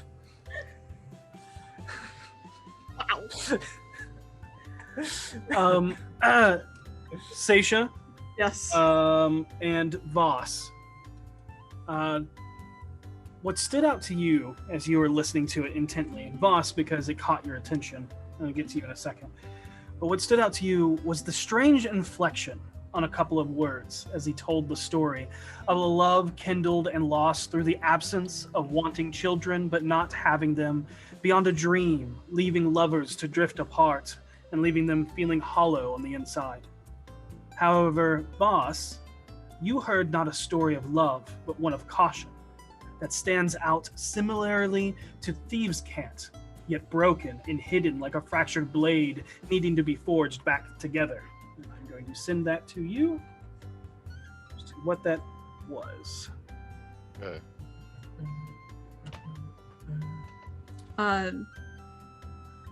When he completes his bow and comes back down, Seisha will say, "That was absolutely brilliant." Of course it was. I wonder, I'm afraid I'm not the most skilled in dancing, but it is something that I do love. Would it be too forward of me to ask you for a dance this evening? Oh, my dear, trust me, you will have to stand in line because look at me. I don't. But if I do have the time, I assure you that I would be happy to dance with someone of such a radiant beauty as yourself. Thank you. I will eagerly look forward to it. I know you will. And with that, he kisses your hand and bows to the two gentlemen that he was speaking to before you see him saunter off towards the balcony where the butterflies are. I approach Seisha slowly, coming up behind. Well, I assume you figured out the same. Mm-hmm. Here's what I caught from that. Apparently his men have been keeping leads on and making sure we're... Yeah, I will slip my arm through Voss's and Yeah. excuse myself from the other gentleman and wander off. Yeah. Apparently he's found something of a lead. Something about the caretaker of the children here. Mm-hmm. The three of his men have gone missing in pursuit of this knowledge, which means it may be here. He told us to keep an eye on the doctor. I assume the doctor of the children. That would. But he also said following him alone could lead to death. All right. Whatever this is dangerous, and we're gonna need backup. I'm going to go cast a little spell, I think. I'm going to excuse myself to the powder room. Alright. And Seisha will make her way to the powder room. Okay. and you were easily able to find it. There were a couple noble ladies in there repowdering their faces and checking their makeup as you make your way into one of the stalls. Mm-hmm. As she's going in, ladies, you look absolutely lovely. Your gowns are exquisite tonight. And they give you a slight nod, but a look of disdain. Mm-hmm. I figured. And she will wait until she sees their feet leave. It doesn't matter if others come in. She just wants theirs to leave. And once they do, she is going to cast Locate Object. Okay. And as you cast Locate Object, kind of closing your eyes, reaching out with Agma's knowledge, nothing pings. Okay. Okay, interesting.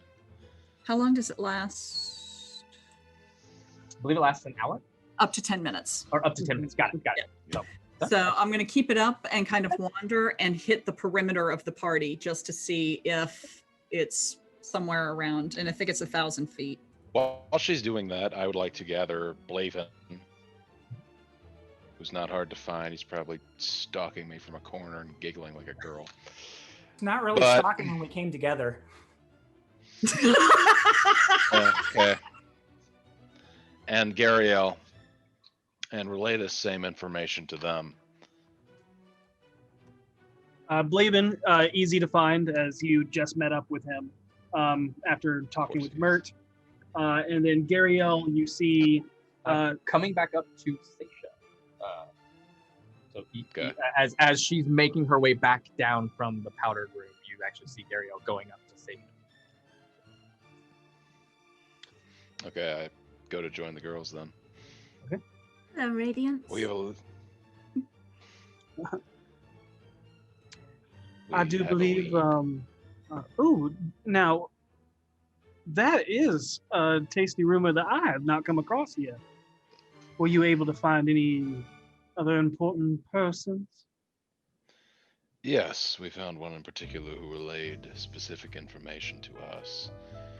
Something about the doctors taking care of the children, but warned us of great danger. 3 of his men have gone missing pursuing this knowledge.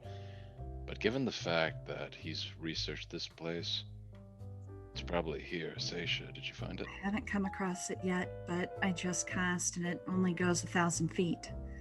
It may be that the doctor knows where it is. It may not be here. It's a hell of a distance, then. It is.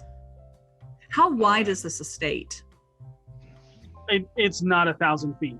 Yeah. Okay. So it's definitely not on the property. Correct. Yeah. Okay. It's not here, but the doctor may know where it is. And that's what we have to pursue.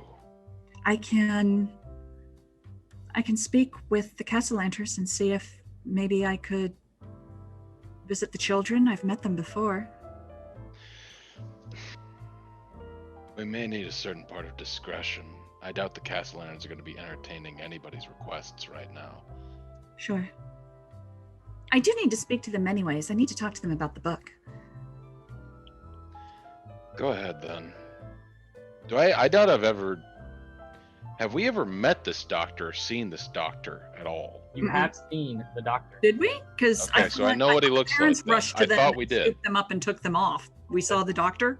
The doctor came and Okay. Okay, when that's what I thought. When he had a thing and you went up and you cast Yes. thing Yeah. and Yeah. it spasmed and spewed. The doctor Yeah. came up, picked them up. picked them Okay. up. I thought it was their father that scooped them up. That's where I was.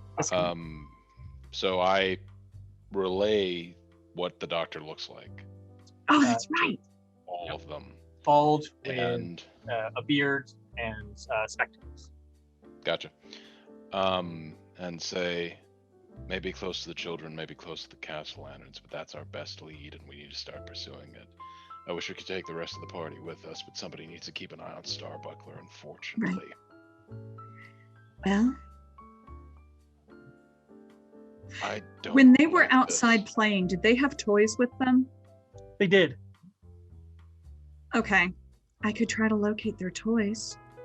That would lead us to the children, which would likely lead us to the doctor. It's something.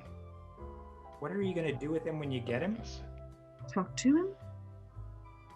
That's a good But question. didn't you relay something about being dangerous and people dying by pursuing him? But we've been asked by the Castellanters to do this. If he knows where it is, he's been told we're supposed to find it. I don't. Now, forgive me if I'm wrong, but Mr. Ronto, you did say we're supposed to just keep an eye on him. Yes. Ah, that's very different then. Well, hopefully, if we do not make ourselves known, perhaps he'll do more talking than we expect. Yes. If confronted. Also, this is a nobles gala. I'm not sure if us talking to help without express reason would be seen as normal. Mm. Right. I to the women I say, and as you both know, you can pretty much walk up next to anybody and catch most of their conversation, and then I sort of dead eye over on Boss. I hold back a fucking punch I want to throw in his smug elf face right now, but I glare, I look at the floor, and I just say, all right, we'll play it that way then. I don't like this patience game, and I don't like the way this is. So we're just turning going to look for the doctor and follow him? Keep an eye on him for now. Just keep him in eyesight. When the opportunity occurs, if anyone sees it, to have him alone, then we strike. Strike as in talk to him. Yeah, that's what strike means. Or are we jumping him? Because We will be striking a conversation. That's what I thought. Okay, good. Just making sure. Sometimes you don't know with Boss. You can tell Voss is like, that's not what he meant by striking, but he's not going to argue the point. All right. Well, have you found any good rumors? Oh, I have, but I'm not going to tell you mine until we discuss later. And then we'll weed out the same ones that we both find, that they won't count to the overall tally. Okay. I've been busy working so far, so I haven't had a chance to play yet. As have I. Shall we? I believe we shall. I can spare a few moments with you, my love. And Seisha will slip her arm into Gariel's and escort her down to the dance floor. Okay. Going over to the boss, and I say, I assume that's a no for you, right? Go to hell, Blaven.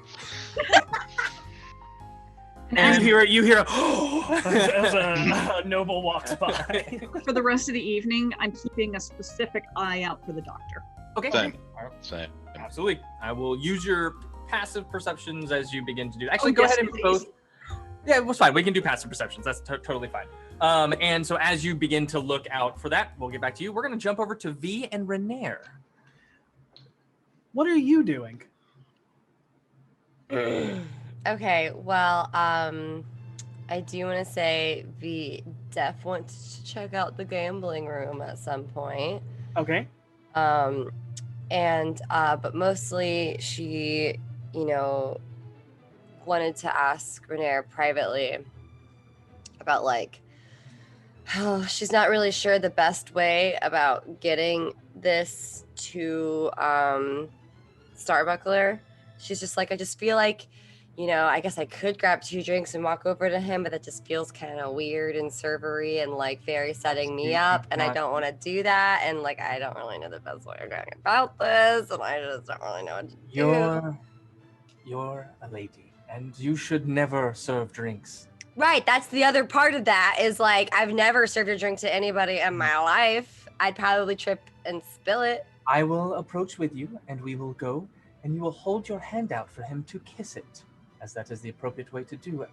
And as such, you will have it in your thumb. And as you do this, you will take it.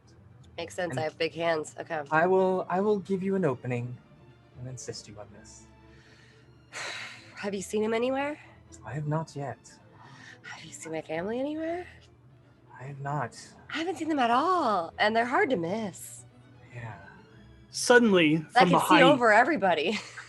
suddenly from behind, you hear a few women chattering to themselves as they approach. You turn to see a dark-haired Karaturan woman around her mid-30s in a black flowing gown with silver embroidery lining the chest, arms, and rim of the skirt that float across the ground with an imagery of knotwork that leads into swords. Besides her is a blonde-haired, skinned, disproportionately hourglassed woman in a dress so vibrant and avant-garde it is almost too loud to hear the music in the courtyard. You instantly recognize them as Lady Imperio Agundar and Lady Kura Snow. Oh my God. Millie, is that you? It is you! Wow, look at you. How have you been? Oh my god! I just forgot the fucking names. I'm so sorry. It's okay. It's okay. I heard snow. It's okay. We'll put it in the chat for you. So you can... Okay. Oh my god! I'm so happy you been. There you go. You're getting so high pitched your microphone didn't even pick it up. Oh my god, really? Yeah, nothing came through just then. Okay. Oh my god! MP and Kara?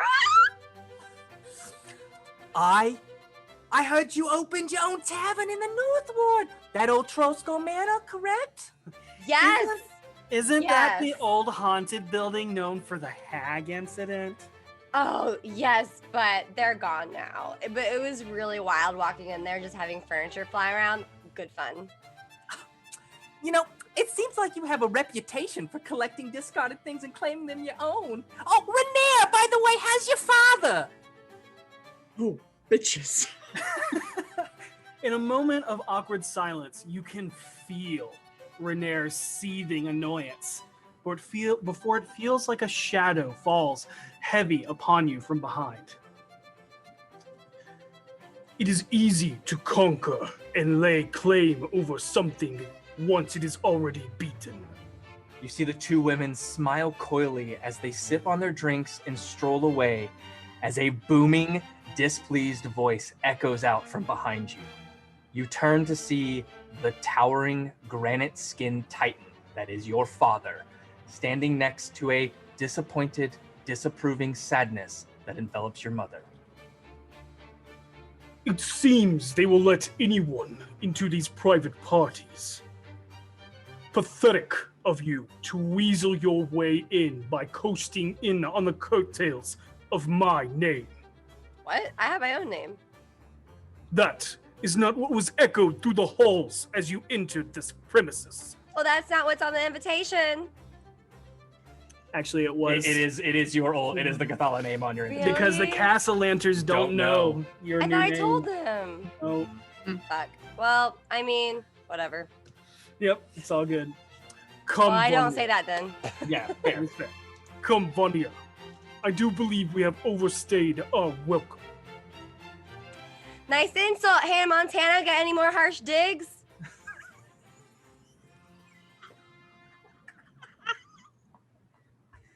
And with that, you watch as your mother and father walk away and outside of the gate into the Sea Ward. What did I just say? I have no idea. It sounded mean, though. I liked it. You should have seen the look on his face. I don't know. I don't even know if what I said was actually insulting. It just sort of came out. I have no idea what Montanhenna is, but anyways, I think it was a could children's use. book I Do you want a read. drink? I could use a drink. Yeah. Yeah, that's I hate nobles. He offers his arm to you, And she takes it.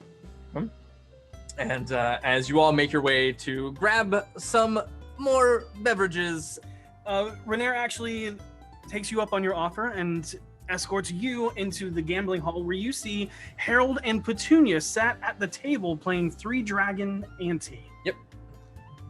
and you can sit down and join if you so wish. Okay. Yeah. I'm in. It is a 50 gold buy-in. Oh yeah, I'm buying in. Of course I'm buying in. I mean, Bunch of yeah, fucking that's- nobles. Oh, Are you man. kidding How me? much do I have? Wait. It's dice, right? No, No. it is cards. This is Card. This is Harold's favorite game. If you have proficiency in 3 Dragon Ante, you will be rolling with advantage. I do have proficiency in 3 Dragon Ante. Because this is Harold and Sure, Ethan's why favorite not? D&D.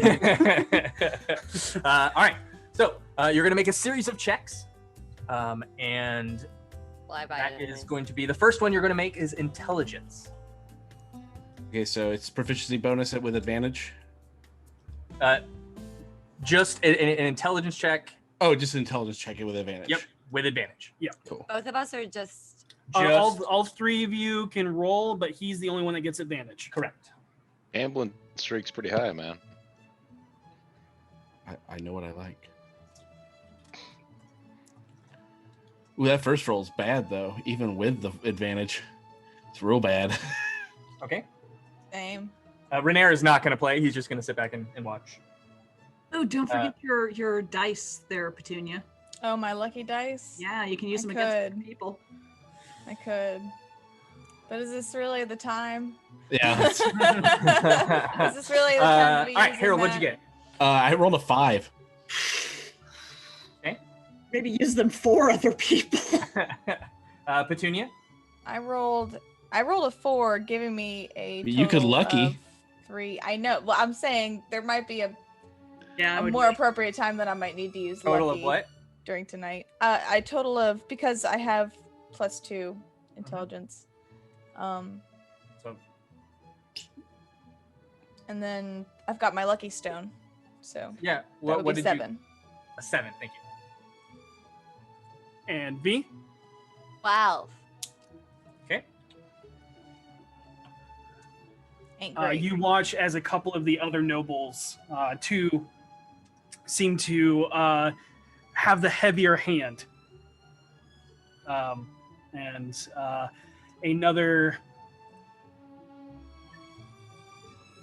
another 50 goes down into the pot. Okay.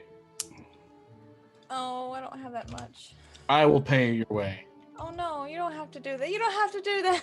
We're gonna win this. Oh no. We're gonna win this. Oh no. Right.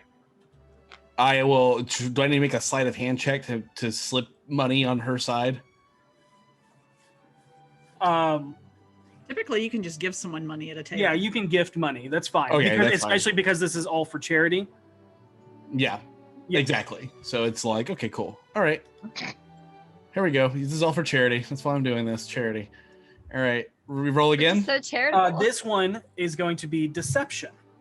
Oh, Oh, no. with advantage? Yeah, you have advantage on all of these checks because you are proficient with. Oh my god. So they right. all charisma checks? Okay. Harold. Oh no, that intelligence. 30. Duh. Okay. Petunia. Rolled a 5. Total 19. Nice. Okay. And V. 15. 15. All Not right. bad. Everybody made a good That roll. round's a little bit better. Yeah. Where Harold, you definitely have the strongest lead with Petunia behind, and V and the other 2 seem to kind of come out evenly. Yep. Do you want to I've had- raise, Harold? Oh, of course I want to raise. Okay. I'm not giving up now. How much to raise? 50? It would be 50 at the lowest. Oh, at the lowest? Well, then fuck. I'll put You have another to call 100. it. 100. Okay. Oh. Oh, whoops. Oh, remove that. There we go. There we go. All right, cool. Yeah. Throw another 100 down. Okay. Let's see here. And for, I feel like Petunia's on a hot streak. I'll throw another 50 down for Petunia. So 150. 150 total. Okay. Damn. All right. Think of Petunia as like another advantage die. Like, genuine. Yeah. All right. Next one you're gonna roll is insight. You're Okay. trying to read the other Oof. players and what they're I going. love this. This is great. Okay, not bad. 19. Harold, 19. Okay. Petunia 17. Hey, all right. and V. 17. Wow. All right. Okay, everybody's doing great.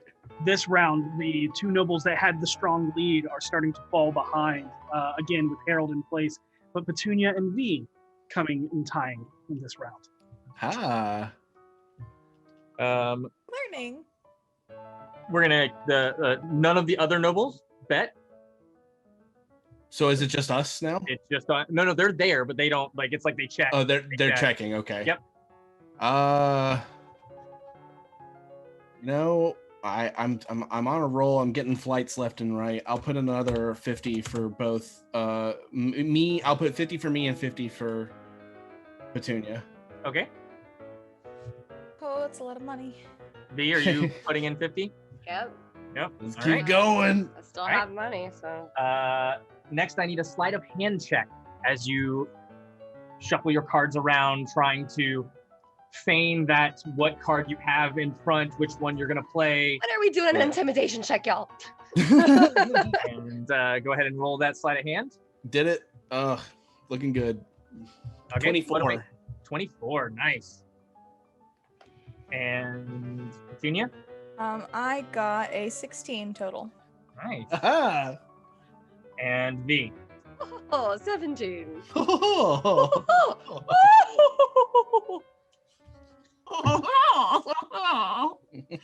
You see the other two nobles like sweating and kind of getting nervous as Harold, you're really starting to run the table.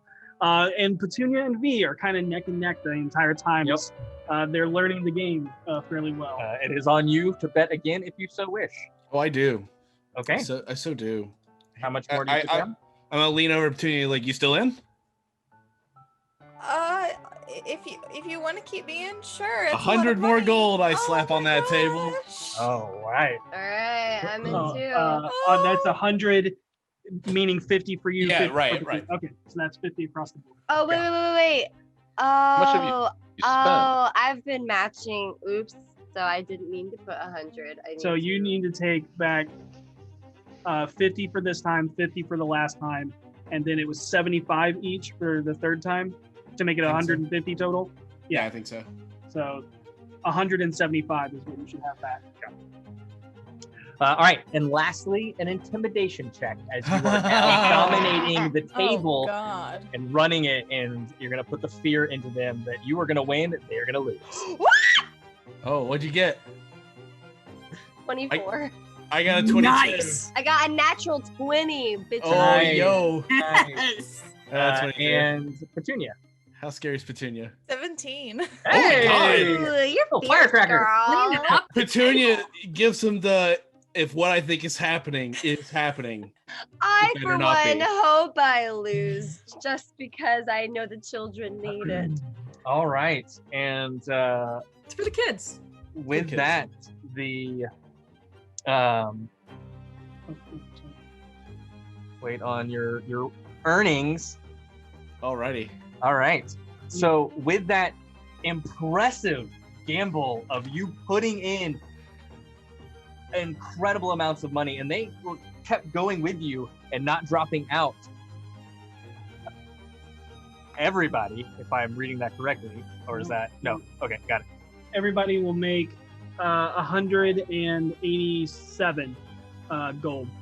187 gold back. 3 of them. Nice. Oh, sorry. Yeah, hold on. Sorry. It's more. Yeah.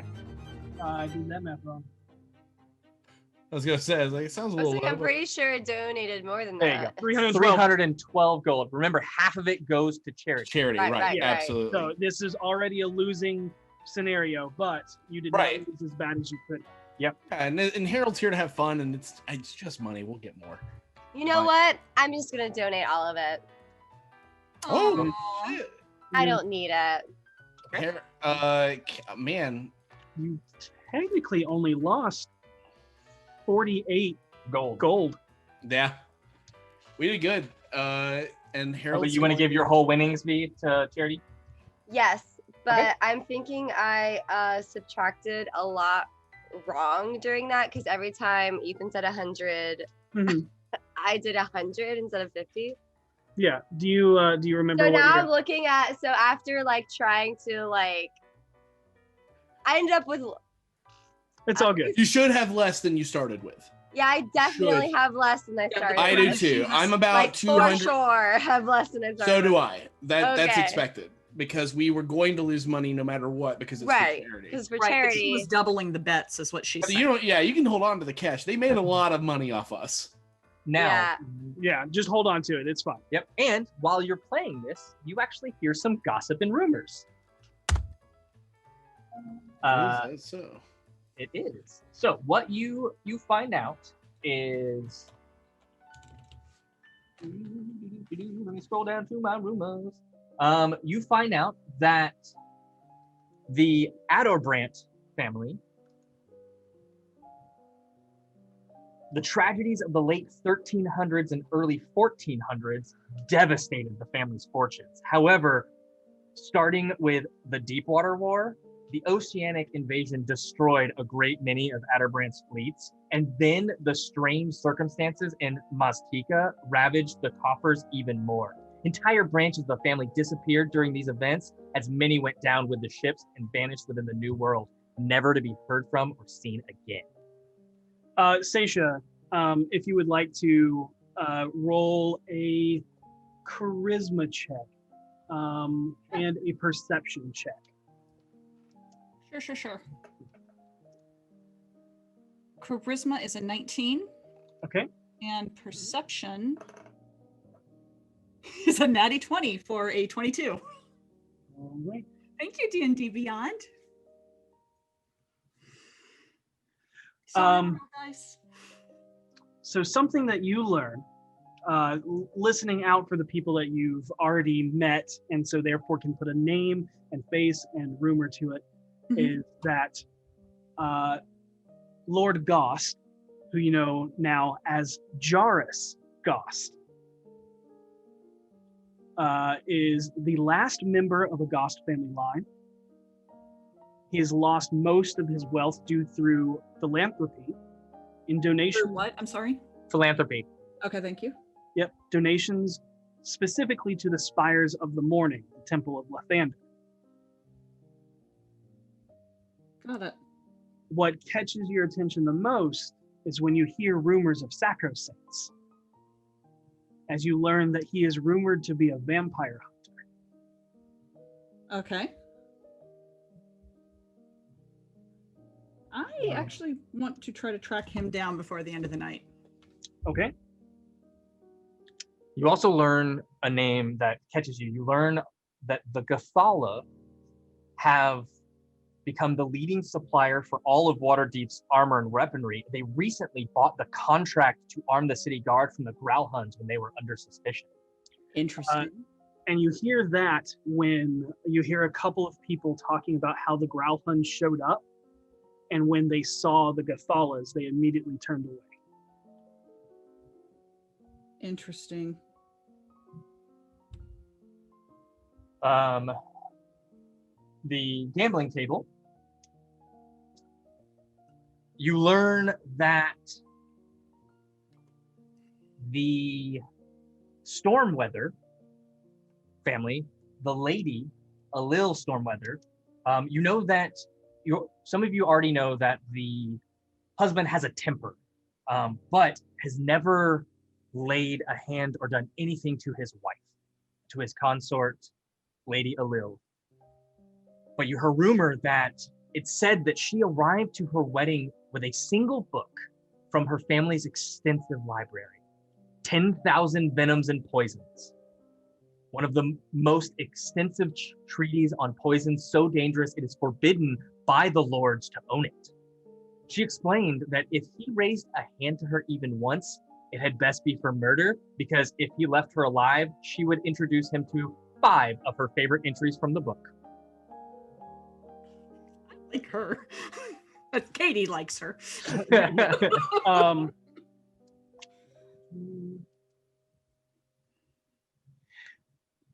The people at the gambling table hear really hushed tones as they speak of something dark, as they watch as Lord Dobrorin, Sigrun, Anteos, the second, Sig's father, that during the Anteos family time as commoners, although very rich ones, the older brother of Delbrorin, Thon Ilville, was found to be engaging in black market slaving, tried and convicted to flogging and 60 years of hard labor, and he did not survive the first decade of the sentence. Yep. And then I'm sorry, what was he accused of? black market slaving. Okay. But 300 to 400 years ago, when they were involved in that in the North, yeah, it really set aside due to law. But from that, they've spent, sufficiently to retain their identities in most folk what they think of House Anteos. From what I hear, Dilbrin's been working hard to get rid of that because at least I don't think they're involved in it, but you never know. Yeah, just a black stain on their past. Yep. And that is what you guys hear. There's a lot of good rumors. So much juicy there. I'd like to roll a perception check to see if somebody's watching me in the room. Okay, go ahead and make a perception check. An 8 again, a strong 8. Everybody's watching you. You just won a whole house pot. Yeah, that's fair. You just cleaned that. Who is this guy that just showed up? Bill Ronto. Remember the name, the full Ronto experience. You're building my legend in the worst ways. You're goddamn This is why right. Voss hates parties. It's why boss should love parties. Yes. What are you doing? Well, I've been just wandering around trying to find either of the people that we're looking for, keeping an eye on Voss as much as possible, because he's usually a good source of information. Okay. Yeah, very, very etiquetely put. Doing that with a little more mingling that you're doing while searching or possibly waiting for Starbuckler to arrive, you find yourselves heading back towards the grand courtyard, as there seems to be no sign of him in the house. Leaving your various conversations and gambling, you're also kind of just in various times and points kind of entering into this courtyard. You may make your way back into the butterfly balcony that wraps around the building, and as you do, Seisha, something catches your eye. A blue butterfly with intriguing markings of what looks to be a face or a mask. Your heart flutters with its wings as you follow it, hoping to see the imagery of a skull, until a sinking disappointment falls to the pit of your stomach when you see it more akin to look of a masquerade mask than a skull. Darling, are you all right? Yeah, I thought for a moment Venley was here. If not in person, then in spirit, I guess you could say. But I was mistaken. Is she all right? Are you all right? I don't know. She's crossed the threshold twice now. There are plenty of us in the Doom Raiders that have crossed that threshold, and it is not a pleasant one anytime. Have any of you crossed it in a way where you stood before Kalimvor? Yes. Not me personally. I have not been with them for that long, but I've heard tales. Did it change them? Death changes lots of people's. It all depends on how you face it. You can either run head first, knowing that death cannot hold you any longer, which is a fool's errand. You can respect it, or you can shy away from it and recluse yourself into a life of seclusion. And I rather think that death comes for us all, and we do not get to choose when that is. but we get to choose how we live. I think Venley is on the precipice of hiding away or handling it and moving forward in a healthy way. And she's gone, and I can't help her. I can't be there for her. And sometimes you have to let something grow on its own. Otherwise, you'll smother it and chase it away. She's scared, which makes you scared. That's fine. But let her deal with it in her own time. you're very wise. I am very worldly. You can be worldly without being wise. You've paid attention and you've learned. You have a brilliant mind. I would say that traveling does help battle the walls of ignorance, but you are true in your wisdom as well. You have to be willing to accept these barricades being broken, your perspectives changed. Yeah, I've had a lot of that since I came here. Think of it as a farmer. You must rotate the crops in order to make sure that they grow more steadily and vibrantly. Otherwise, they will rip the earth of its nutrients. So right now, Venley's rotating the crops. That is a way to look at it. I do wish I could see her, though. I'm sure it won't be long. And then almost immediately after you all hear the booming voice of Willifort echo out across the yard once more. Entering Lord Starduck Starbuckler. And no one but you seems to hear the name that you've been all waiting for the night, as they continue to mingle amongst themselves and meet with the other nobles throughout the gap. What do you all do? I'm going to look and be like, well, I think we played enough cards for the night. Don't you think so? And I will hold my hand out to take Petunia's, and I will help her from her seat as we both get up, and I will nod knowingly to V, and we will kind of all go off, and I'm going to try to I'm sure by now it's probably already been 10 minutes since the last time I gave Bardic Inspiration, isn't it? Oh yeah. Yeah. So I'm going to put my hand on V's shoulder and be like, you've been killing it all night. You're the best one for the job. You're going to rock this, and we're going to get out clean just like we always do. And I hold up the fist. Nice. Boop. And I will give you Bardic Inspiration. I already had it. Yeah, but it only lasts 10 minutes. Oh, so it went away. Yeah, so there's another 10 minutes worth, so get to him soon.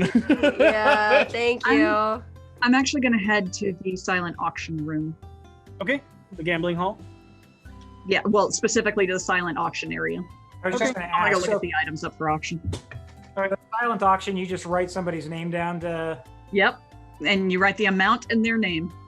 Excellent. Oh, no. No! I will say this. You only know how to write one person's name here. Well, and my own. Signatures matter, but you are a forger. Yeah. Oh, he's studied my handwriting. man. I swear to God, if I find out I'm on the hook for like 1,000 gold worth of stuff, I'm coming for you out of game. Look, you only have to pay for it if you win. Yeah. If you're the highest bidder. Yeah. All right. Son of a gun. That is so good. Okay, so you all hear Starbuckler's name echo through the halls.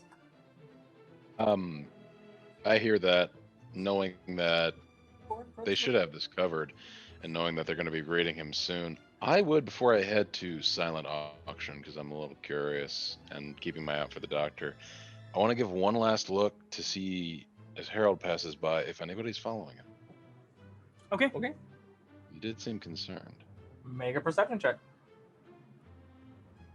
Oh, so close to a natural 27. Once again, Nobody stands out. yeah. People mingling. It's a couple of times that eyes glance in your direction, but nothing that seems nefarious or in pursuit. Damn. All right. As I'm walking in there, actually, if I can, I'd like to make a perception check that none of us are being followed. Sure, go ahead.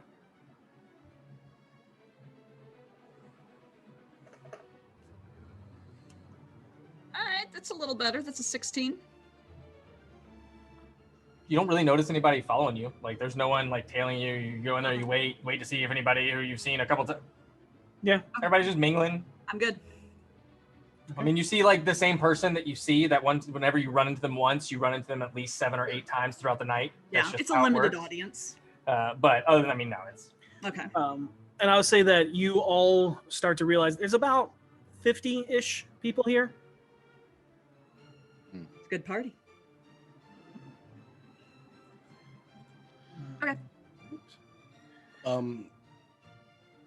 Maybe I kind of want to run interference for V and just go talk to people, not to hold any real conversation. It'd be just empty pleasantries and things like that. I'm just trying to keep people from seeing. I don't want people to be like, well, the last person I saw, Starbuckler with was V Emiliana Gathala. So I'm literally just trying to run an interception for her and talk to people. Okay. Just to grab more attention away from her. Okay. Guess I'll be doing that too. Okay. You know what? And in fact, I'm going to give her some advice and be like, listen, whenever anybody asks you a question, the best way to just keep them talking is ask a question back. No matter how ridiculous that sounds, everybody loves talking about themselves. You're going to do great. And I'll give you Bardic Inspiration as well. Okay. I love being a bard. That's a D8, right? That's a D8. V, what are you doing? All right, well, I am moseying my way over with Rainier to Starbuckler. Okay. Noticing you approach, he stands firm with a slight nod of his head and an extension of his hand. He grips Rainier's hand first and gives it a quick, firm shake, and then daintily holds yours and nods in respect, but does not kiss it. Right, but I do want to mention that I do have the bottle in that hand. And as he grabs your hand, he will kind of, as he goes to kiss it, he will say quietly enough to where only you can hear it. There are too many shadows for prying eyes to linger unaccounted for. It would be the best to make the exchange in broad light among the crowd while they are all too focused on themselves or the partner to notice a quick enough. If I am not too late for the carol dance, may I suggest during the change of partners and hands as we all court each other in the ballroom, but do everything you can to go unnoticed. I will then excuse myself to the powder room upon my return. I will make my leave wherever the night may take me. Now, if you don't mind, I must pardon myself, milady. I have a few appearances I need to make. Of course. And with that, I assume he parts? Yep. Okay, so real quick, did he take it or not? No, I think he's saying... he said to do it in another area. Yeah, and the reasoning why is because... It was a lot of words for a long whisper. The shadows in the trees and everything Too around many there. shadows, do it in the Yep. ballroom. Got it. All right, well, she turns. Who's the closest person? Who's the Probably closest? Harold? Probably. And Okay, I will... well, turns to Harold and goes, well. You chopped it off? Nope. Oh, okay. Was there a plan? Yes. Ballroom. He said there's too many shadows here. He said there's too many shadows here. So I guess he means like during the dance? Yeah. Yeah. No. No. What? Yes. Yes. No, I think she's not saying no to that plan. I think she's saying no because she doesn't really want to dance. Oh, I thought she was telling me no, and I was like, "Did you hear something I didn't?" No, you're golden. Okay. No. I like this plan. We do it when the partners change. You just need to make sure that you're going to be Starbuckler's partner when we do the swap. Right. We've done it a Absolutely. million times. We can do this. We can do it. We can. Oh yeah, we can do it. We got this. Fucking. Yeah. Ah. Oh God. Harold starts sweating, and he's gonna stiffly walk over to each member of the crew very clandestinely, but there's a stiffness to him that says, oh no, the plan, oh no. And he's going to casually mention to each of you what the new plan is. And then he's going to take Petunia's hand and start heading towards the ballroom. All right. As you make your way towards the ballroom, you notice the illusion of a playful satyr poking its head out from the bushes, as if playing a game or hunting something. Rushing past you is a streak of blue and white, moving so quick it's more of a blur than anything else. And even if you try and focus, your eyes don't seem to glimpse what it is. The satyr jumps out and tries to capture the tiny, quick fey creature before crashing down on its face, before scurrying back into the bushes. Good flex, dude. To the east, just between the guest house and the coach house, a call is made for all the unwedded aristocrats to make their way to the vine-wrapped erected pole, whose crown is adorned with the extension of floral-lined ribbons. For those that participate or watch, you see a weaving dance of women who joyfully and daintily float across the lawn as they interweave through each other, creating a braided rainbow of colors, typically ending with a pairing from those participating. Who is anybody joining in the maypole? The maple. No. Yeah, I'll join in. No. Okay. It's a learning experience. Is this the dance? Kitty It is stuff. not. It is not the formal dance. It is just a. And it is. It It's is a maypole. less. Yeah, it is less like like dance moves, and more so you're creating this weave of Yeah. flowers You down basically this. just weave back and forth Yeah. in between each other. You're making a pretty pole. Yeah. Do They all should the all do it nobles? because it's part of the experience. Yeah, I don't think Harold's gonna. It doesn't. I mean, like, it just doesn't seem like something Harold would be like. You do see couples pairing up, as it was mentioned that. Oh. Yeah, it was mentioned that it's a any of couples those. thing? It's a couples thing? It is a couples thing. Maple, yeah. All right. Well, in that case, I will Oh. turn to Petunia and be like, "Oh no, it's gonna be fine. It's okay." I'm gonna rather trip. go to the I'm room. gonna You're not gonna- fall. I'm gonna run You're over not- someone. I'm gonna step on someone's toe. You're not gonna do any of I'm gonna those poke out things. someone's eye somehow. You- I don't know you- how, but you- somehow I'm gonna manage to do it. Petunia, before we talk about poking out anybody's eyes, you're just going to look beautiful, and we're gonna have fun, and that's all that's gonna matter. And if you Yes, I trip do. and fall, we are never gonna hang out with these noble assholes ever again. I hope. I'm actually going to hit the silent auction room. I rolled a die to determine. If Via's sitting here, Harold, just gonna go bet. It holds up the fist. Right. They're so awesome. And I will take Petunia's hand and hit. Like, you want to do this? Take a chance. Sure. All right, let's do it. All right, Harold and Petunia, you each take a strand of flowers. Harold, you reach for purple instinctively, and Petunia hurries over to the only vacant spot as fortuitously grabbing a strand of yellow petunias. You interweave through the dance of the other nobles, hoping that your strands end paired with each other. However, your panic begins to set in as Petunia is overstepped in pacing from the long strides of others around her, wondering if fate will pair you with another. However, despite the unperfect weaving of the floral braid down the pole, it ends with both of you standing face to face as the other groped couples stand in awkward silence as their pairing does not match their suitor. Hey, Hello. come to these kind of parties often? No. Well, I'm really glad that the one time you did with me. And he is going to bend down and peck her on the lips, because I imagine anything more than that will be seen as, oh my god. That's pretty scandalous. Yeah, I'm sure even that was enough, but Yeah, that's fine. and Harold's going to look up and he's like, whoa, Petunias, did you do that on purpose? No. You really are one of a kind. And yeah, Harold will take her hand. Is there anything we do with this, or is it just like it's just kind of there now? No, it's just kind of there. It is an interweaving. It has a bunch of symbolism for things throughout Midsummer. And is typically a pairing for the couples, and they will intertwine and meet with each other. But because of Petunia's stature, they were overstepped and it ended off sync, except for you two. That's awesome. I love it. The most unlucky lucky halfling. Yep. I love it. It's so adorable. So, Seisha, you walk into the gambling hall with the silent auction as you see Blaven just kind of looking over casually the items. Ah. Good evening, Sir Baronet. You can call me Blaven. But it's so much more fun to call you Sir Baronet. Fair enough.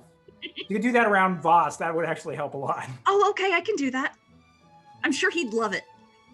It's good for him. It builds character. And he needs it. So what are you looking at? Oh, just, I'm a fan of calligraphy. Oh, are you?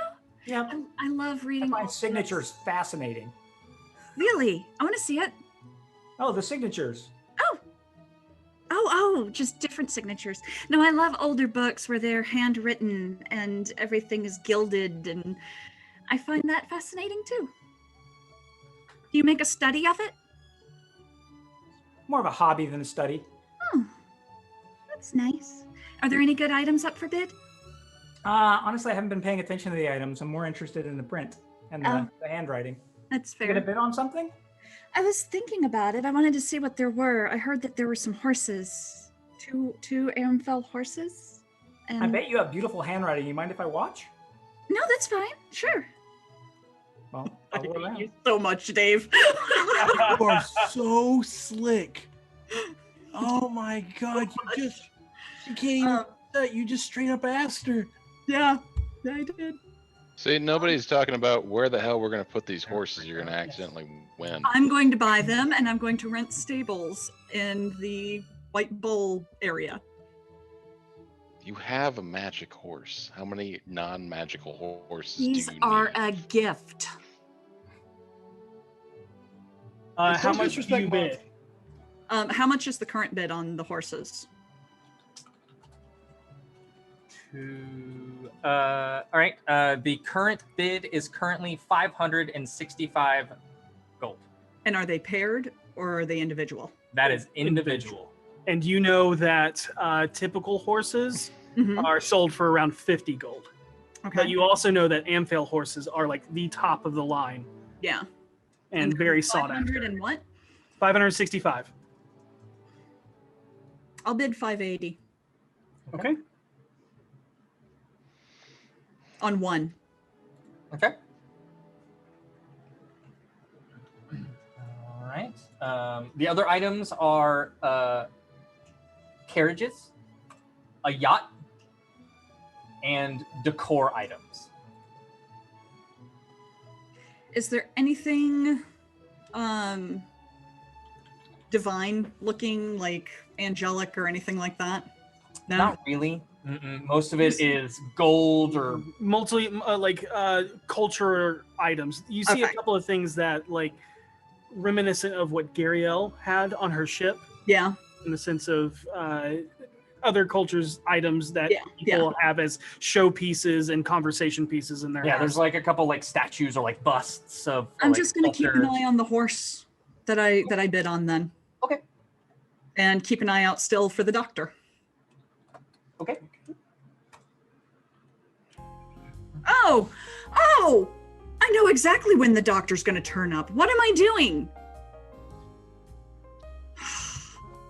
Honestly, Seisha just turns to Blaven.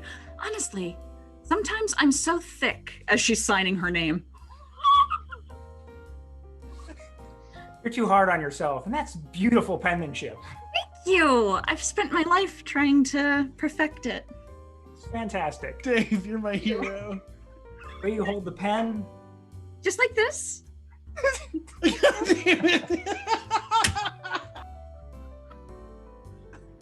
I kind of hold it in a unique way. I think I was supposed to be left-handed, but my father wanted me to be right-handed because you smudge the ink less. So I learned to hold it this way. That's fascinating. My father said we're all born left-handed, and then some of us sin. Ooh, interesting.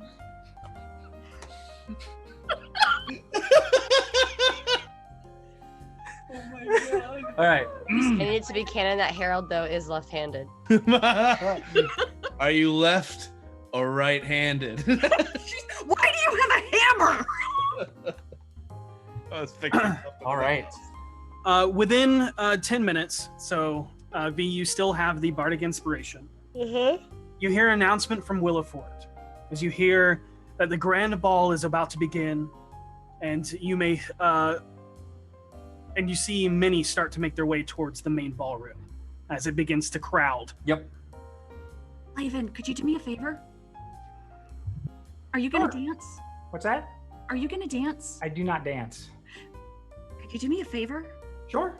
Can you watch this? And if somebody outbids me, can you bid for me? I can actually do that, yes. Okay, great, thank you. What's your highest bid? Highest bid will be, let's see, it's at 680 now, 750. Fair enough. Make that 850, and I will toss you 100 gold. 850. And Seisha gives Harold a hug. Thanks. No worries. Very welcome. Okay. I'll remain in the room browsing the other signatures.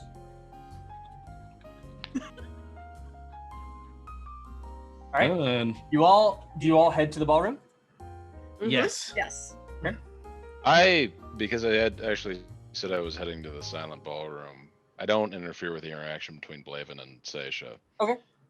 However, knowing who he is and knowing what he's doing, I would like to look over what he's seeing and try to memorize which noble's handwriting he has. Okay, you're just trying to follow his eyes to see which ones he's picking up in particular? Yep, that's it. Make a perception check. I've been doing so well on these today. Yeah. 15. I mean, it's really hard to see where someone's looking, especially when it's at a sheet of paper full of names. So, Fair I mean, enough. you can, I mean... I would say up to Dave on if you want to give him any of the names that might be on the lists. So he's close enough, and he's not doing this in stealth. No. There's nothing really to hide behind. I am happy to share as I'm going down, except specifically anyone in the party. But I'm happy to point out certain names and mention, what interests they might have in terms of wealth and whatnot, based on the information that I have, and just make casual conversation about it. Talk about the loop of the L. I acknowledge this and nod, but whenever the call goes to the main ballroom, I do follow. Okay. You're not going to bid on anything? I look around at a whole host of a room of crap I either can't afford or have no interest in, and just say, not my taste. Perhaps this is more afforded for royalty. Fair enough. I'm going to take the moment to, as we're walking into the ballroom, I'm going to lean down to Petunia and be like, I explained to you who the Harlequin was, right? It was 3 strings, correct? Right. Good. Just wanted to make sure you knew. So if you see him, just let me know. What makes you think that he's here? I don't think he's here. I think he's dead. But I'm going to be looking over my shoulder the rest of my life, and if somebody's following me and they're sneaky, it likely could be him. Okay. Mm-hmm. Oh, and faceless masks. That's another dead giveaway. You'll know the laugh. Okay. I hate that How one. long before the dance? I think it's about to start. Okay. Don't be worried. We're gonna rock this. We'll Can I see. use knowledge of the ages on this? For what? For dancing? There might be a couple of rolls, and you can make that choice if you so wish when that comes up. Okay. Yep. All right, so as you all enter back in, you see the entire area filled with couples paired off as they all encircle nearly every inch of the floor with room for everyone to join in. At the center, you see Victorio and Amalia Castellanter, and you realize you have not seen their children all night. Perhaps they are tucked away for the evening in their rooms upstairs, or perhaps their illness has taken to the better of them for the night.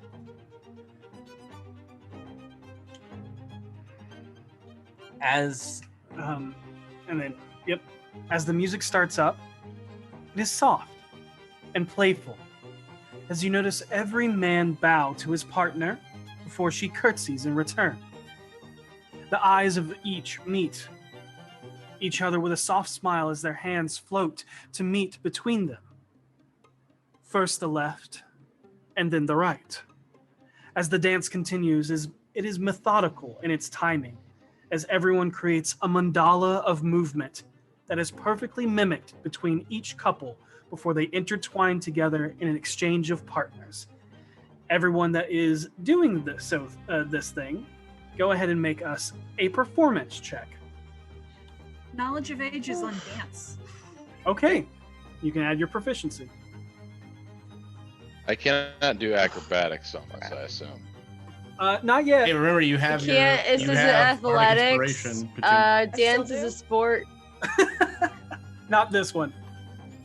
I do have bardic inspiration. yeah, you still have your bardic inspiration. It hasn't been 10 I minutes. will use my inspiration. No, I will not use my inspiration. Oh no, did it? Was it bad? It wasn't great, unfortunately. It's okay.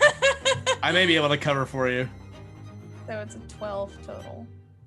All right, Hey, match me. Mine's a 30 total. So mine's a 10. Okay. And what happens is I say to Rainier, I just thought of a comeback for Imperial. I hate that. I hate when that happens. You see him try to yep. I heard cheese. Yeah, he's upset. I got a 16. Okay. You actually catch Rainier off guard because he got an 11. He's like, We're just stumbling.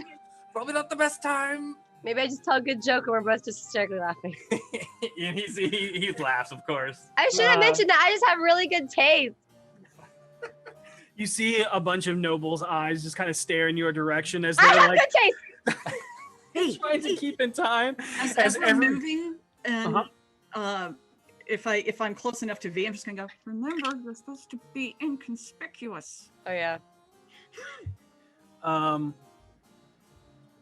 Boss, as you are not dancing and you have been keeping an eye out, you do see a man that you recognize as the doctor standing on the edge of the room near a guarded door. Just kind of standing and waiting and watching. I'm just watching, kind of, not obviously inconspicuously, but I'm not approaching quite yet. Yep. I look to see, is Gariel, Sasha, and Blaven in this room? Gariel and Sasha are dancing. Yep. Okay. Blaven, I believe, is in this room. Since I've been keeping an eye out for him. Yes. Yeah. Okay. I'm at the silent auction. Is that the same room? It is the next room over. Yep. Okay. I wait then. Okay.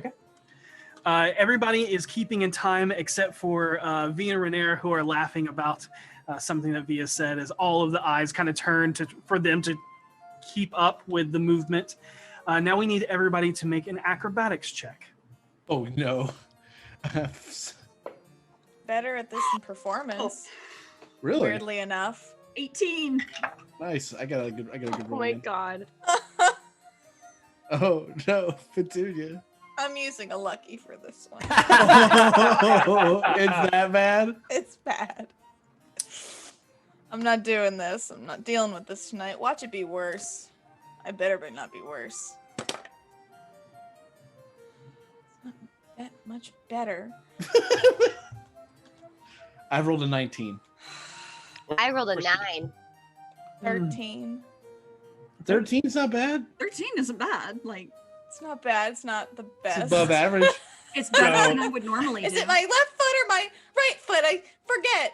Yeah. So as you're going and moving, Rainier kind of like as y'all are doing y'all's moves together has kind of he hates nobles and he's had a couple to drink, and as he passes someone he looks over and he's like, You rolled that too. "You got a little smudge right there in your makeup." As he starts like laughing, like kind of playing off, and you see her go he got an 8 on his acrobatics check. Yeah, how are we getting worse? I rolled a 9. So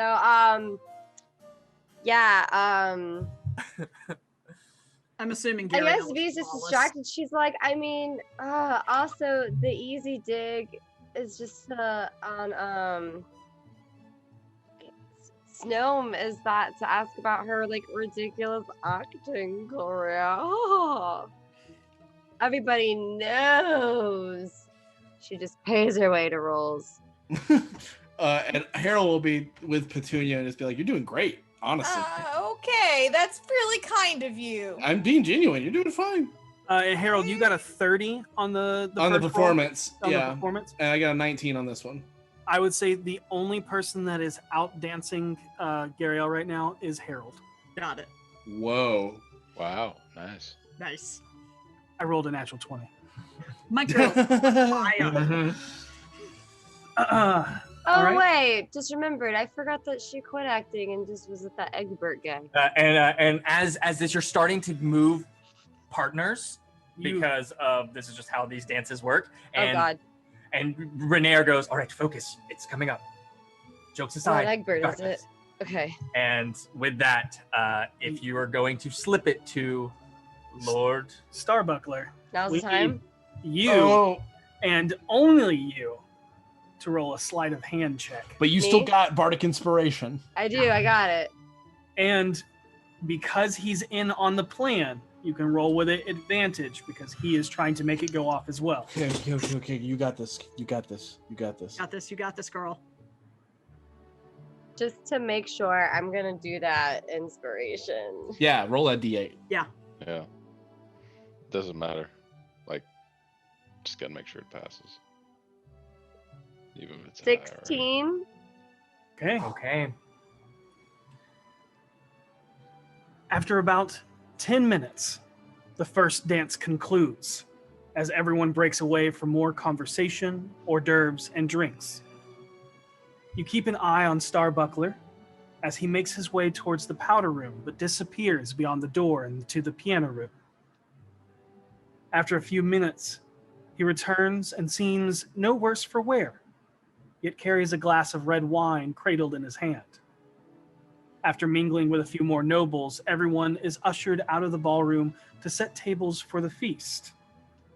That is what you see, but he does not seem to be staggered. He does not seem to be paled. But it doesn't look like anybody is keeping an eye on him. Right, and he probably, like, my guess is he put it in the wine and he's playing it slow, the right way you should play it. So I'm just gonna go and sit down with the group, and we're gonna get a table. I want to be off to the edge of one table, away from everybody. Well, the tables are being set up right now. Everybody's Okay. pushed out of the ballroom, Okay, got it. including the piano room, as the entire house is being cleared. Is there anything sadder than an empty piano? I want to try to approach the doctor. You are going. Okay, you can, but you are being asked to leave as the servants are beginning to set up for the feast. Okay. Do you want to continue to push your way past them? Just real quick. Doctor. Okay. He catches your attention as he's standing by the only guarded door that you've come across, besides the entrance downstairs into the main house. We've met before. My name is Seisha Valisbard. I was hoping at some point if you have time this evening, to speak about the illness that's been plaguing the children in the city. I am busy tending to them. I understand. All right. I apologize. Thank you. Please enjoy yourself this evening. I'll try. And she will move away, but she's going to keep an eye on the doctor as best she can. Okay. It is going to be hard I'm Yeah. gonna be honest, because you are being pushed out of the house.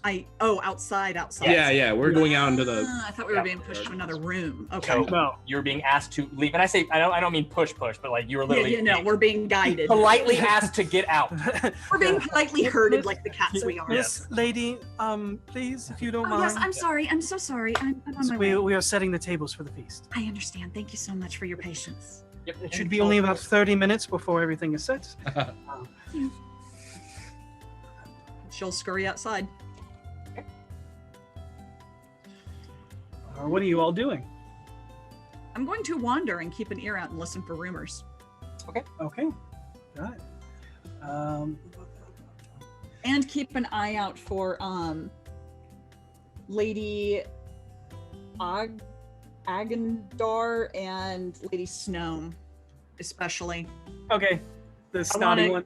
When I see them, I want to try to circle around groups that ladies are looking at them and talking amongst themselves to see if I can get any dirt on those two bitches. Okay. Noted. You don't mess with my fee. Go ahead and make a perception check. But after about another half hour, keeping a watchful eye on Starbuckler,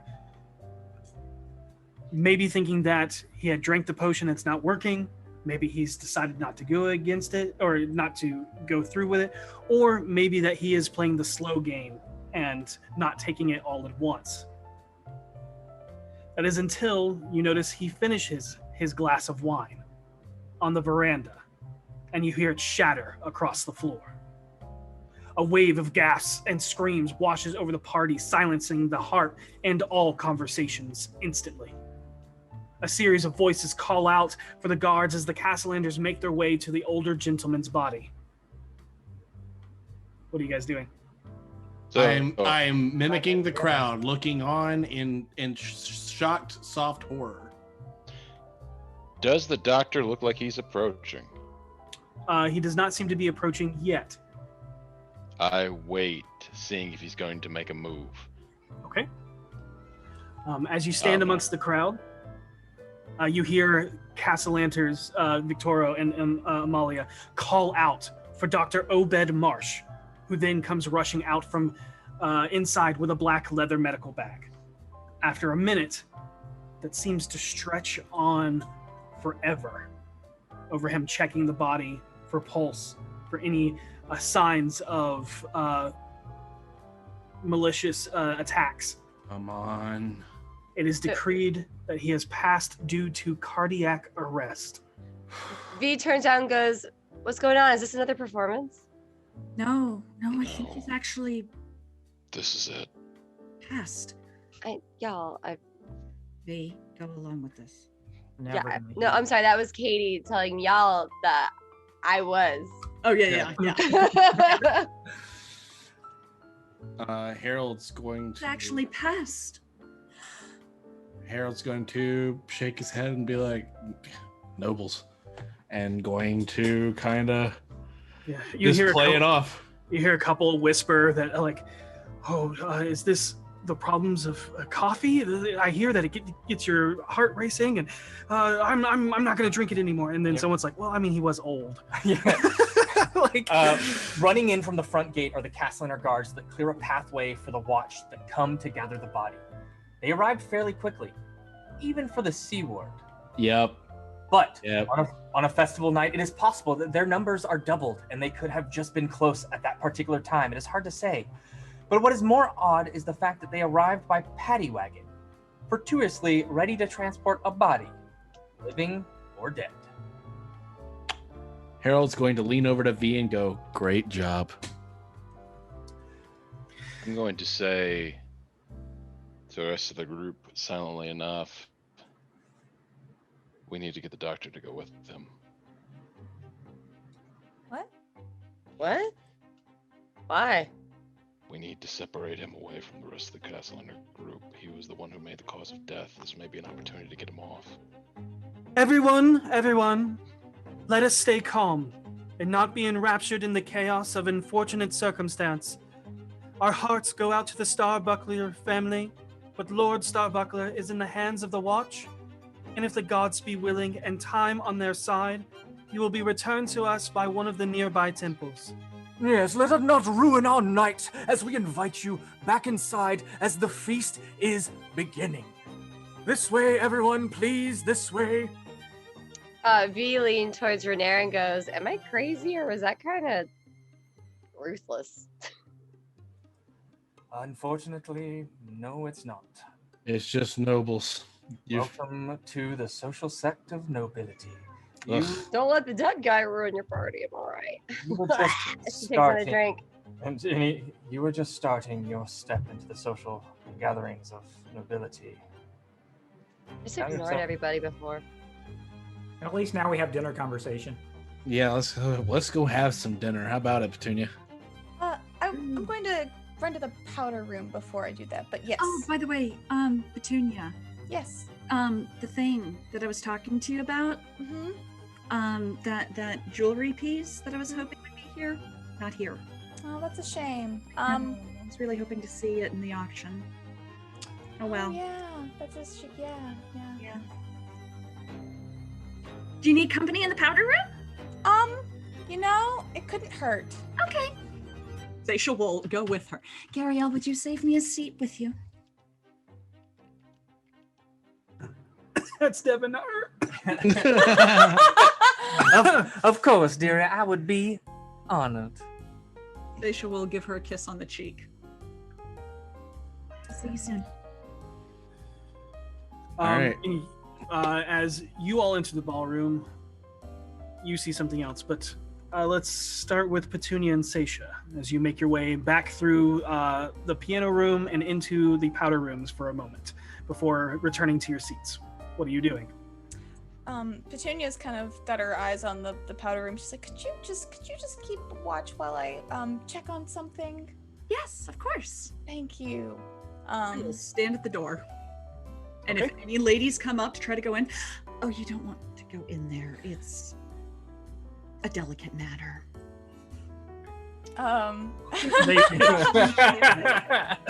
And they move on to another one.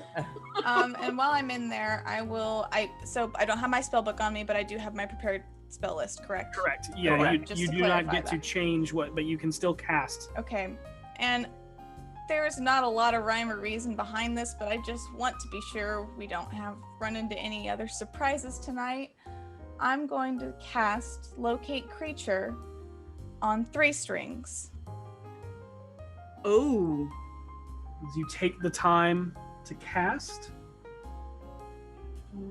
Okay. Because I have met him. I'm just Realize looking you at could do that. I'm looking at material costs and stuff like that and action times. Okay. You do not feel the presence of one Matron Merrick.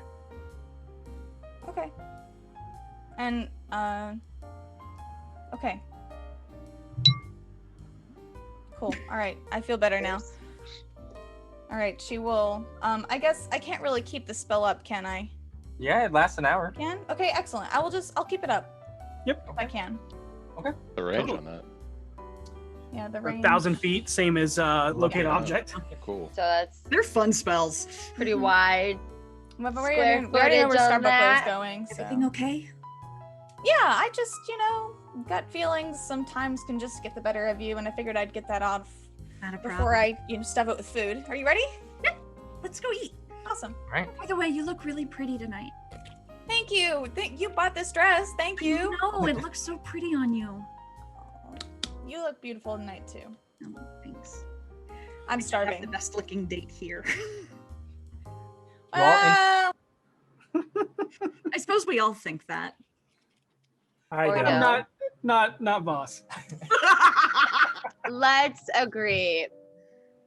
I'm so happy for Voss's new dating ventures.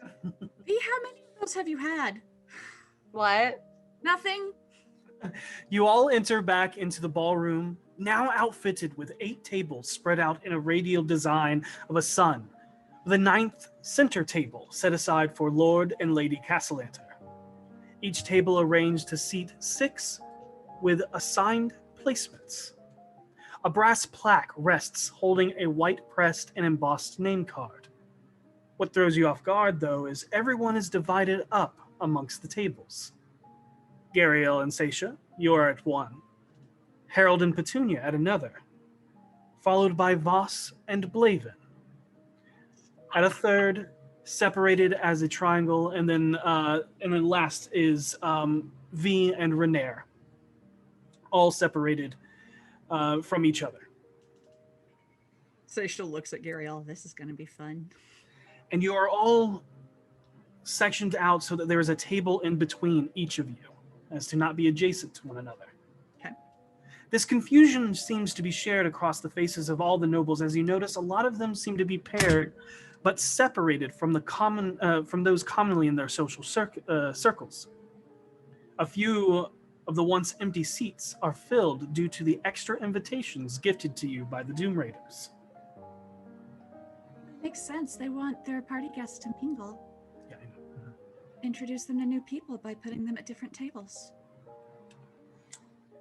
After a few minutes, of murmurs, the banquet hall opens as a multitude of servants pour in, all carrying silver domed serving trays as they place a plate in front of each of you. The first is a pile of small, soft pink and brown meaty triangles that are peacock and flamingo tongues covered in thin shavings of fey truffles.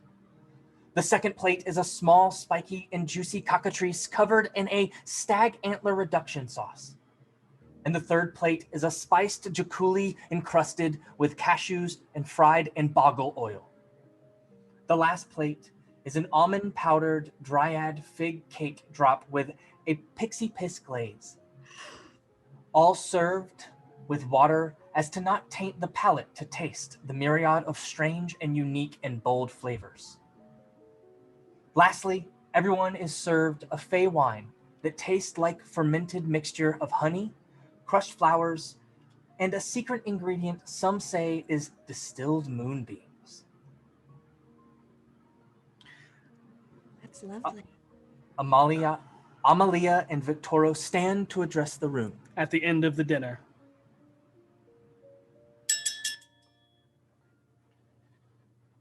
First, we want to thank everyone for joining us today. Blessed we are for your charitable donations.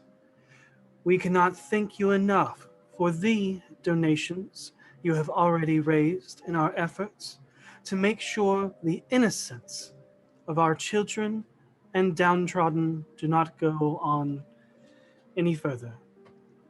For this money, we will be fighting against the forces that plague our children with such horrible disease.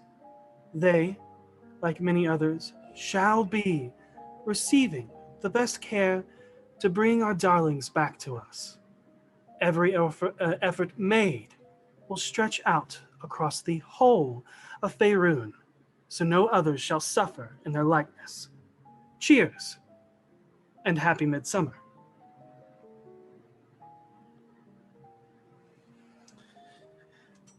And everyone drinks.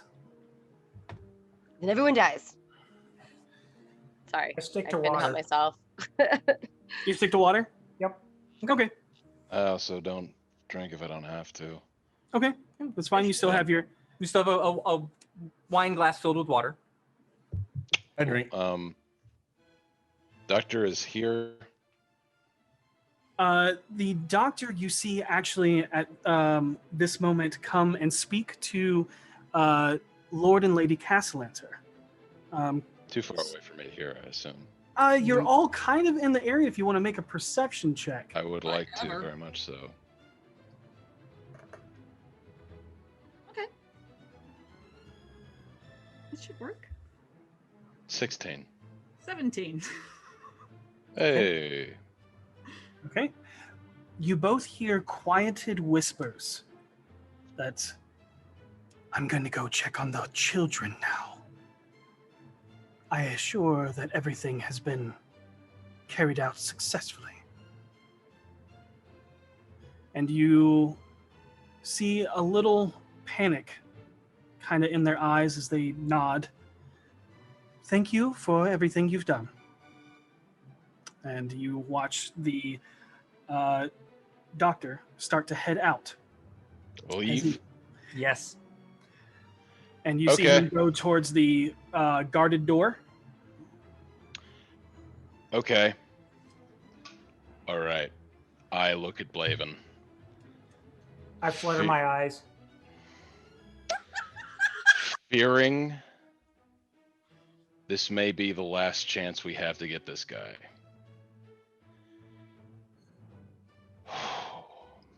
I uncork the bottle of assassin's blood and I put it in my own wine glass.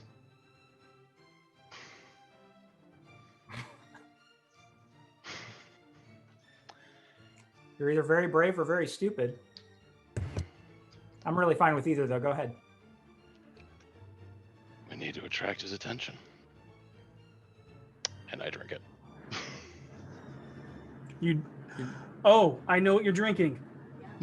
Oh, good lord. Okay, make a con save. What? Intentionally fail? That's what I do if I can. Yeah, can you intentionally fail something? Oh my god. Oh no. What in the fuck, man?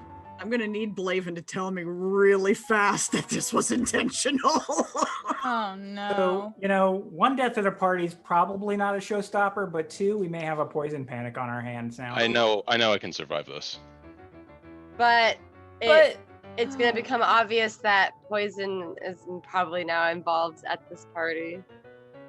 Okay. And not a heart attack. Yep. As you drink, what was your total? Oh, I can't fail on purpose. I can't, I suppose. No, not with this. Damn, I do succeed then. It's a 14. Eliminate that from my... But you could. If Not I can't, really I can't. with, I'm not gonna fight it. Yeah. This is so bad. Well, sometimes constitution just is like a We could have state just of being, not so much like you're fighting the effects. You still take poison damage. Okay. So you take 5 points of poison damage. And as you go to even like take it and even mimic the effects taking place, go ahead and just give me a either performance or deception check, your choice. I'm either way. Natural 20. Okay.